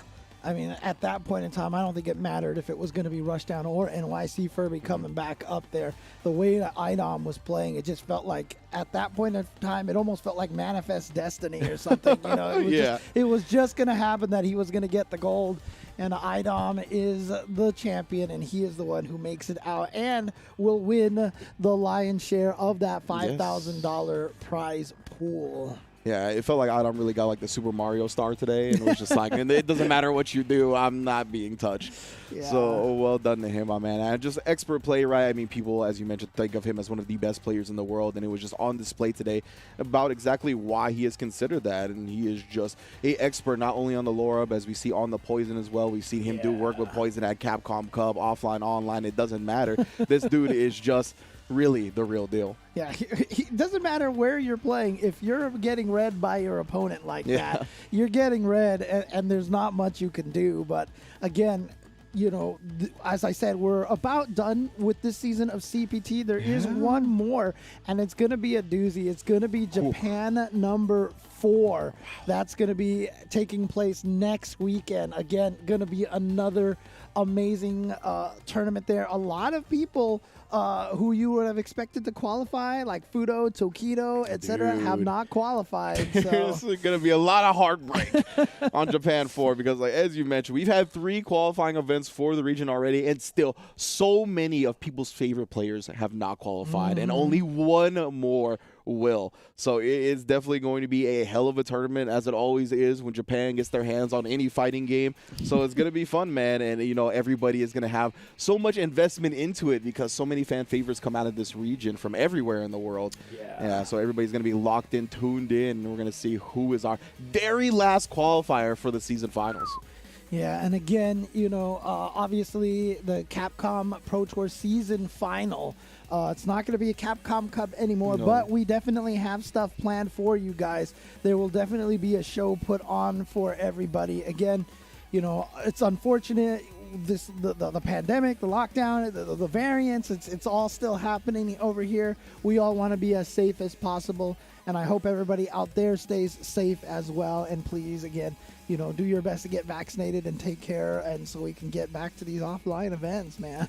Yeah, you know, this is the new normal right now, and I think everybody, as much as it hurts, as much as it breaks everyone's hearts, the players, the viewers, the talent, everyone wants another Capcom Cup, but at the end of the day, our health is the most important thing, and that is what Capcom is prioritizing here. So big ups to them for holding it down, you know what I mean? Like you said, season finals are still coming. There's still going to be plenty of stuff to do with the players. An incredible tournament, as always, today. And we got one more to cap it off next week for the season finals. So we'll be back to see y'all then. Thank you so much. Be good to yourselves. Be good to each other. And we'll be back soon.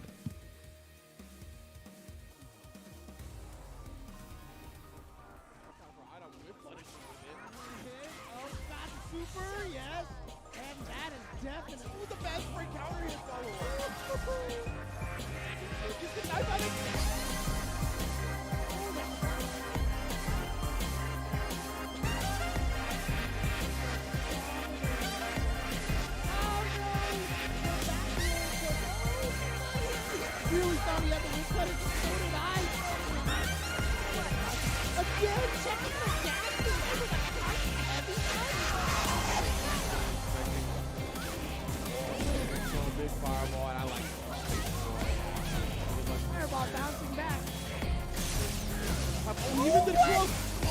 what in the world? Heart rate in the throw. Wow, no, yeah, that's the memo. Honey, you can't be jumping over fire. Astro. Oh.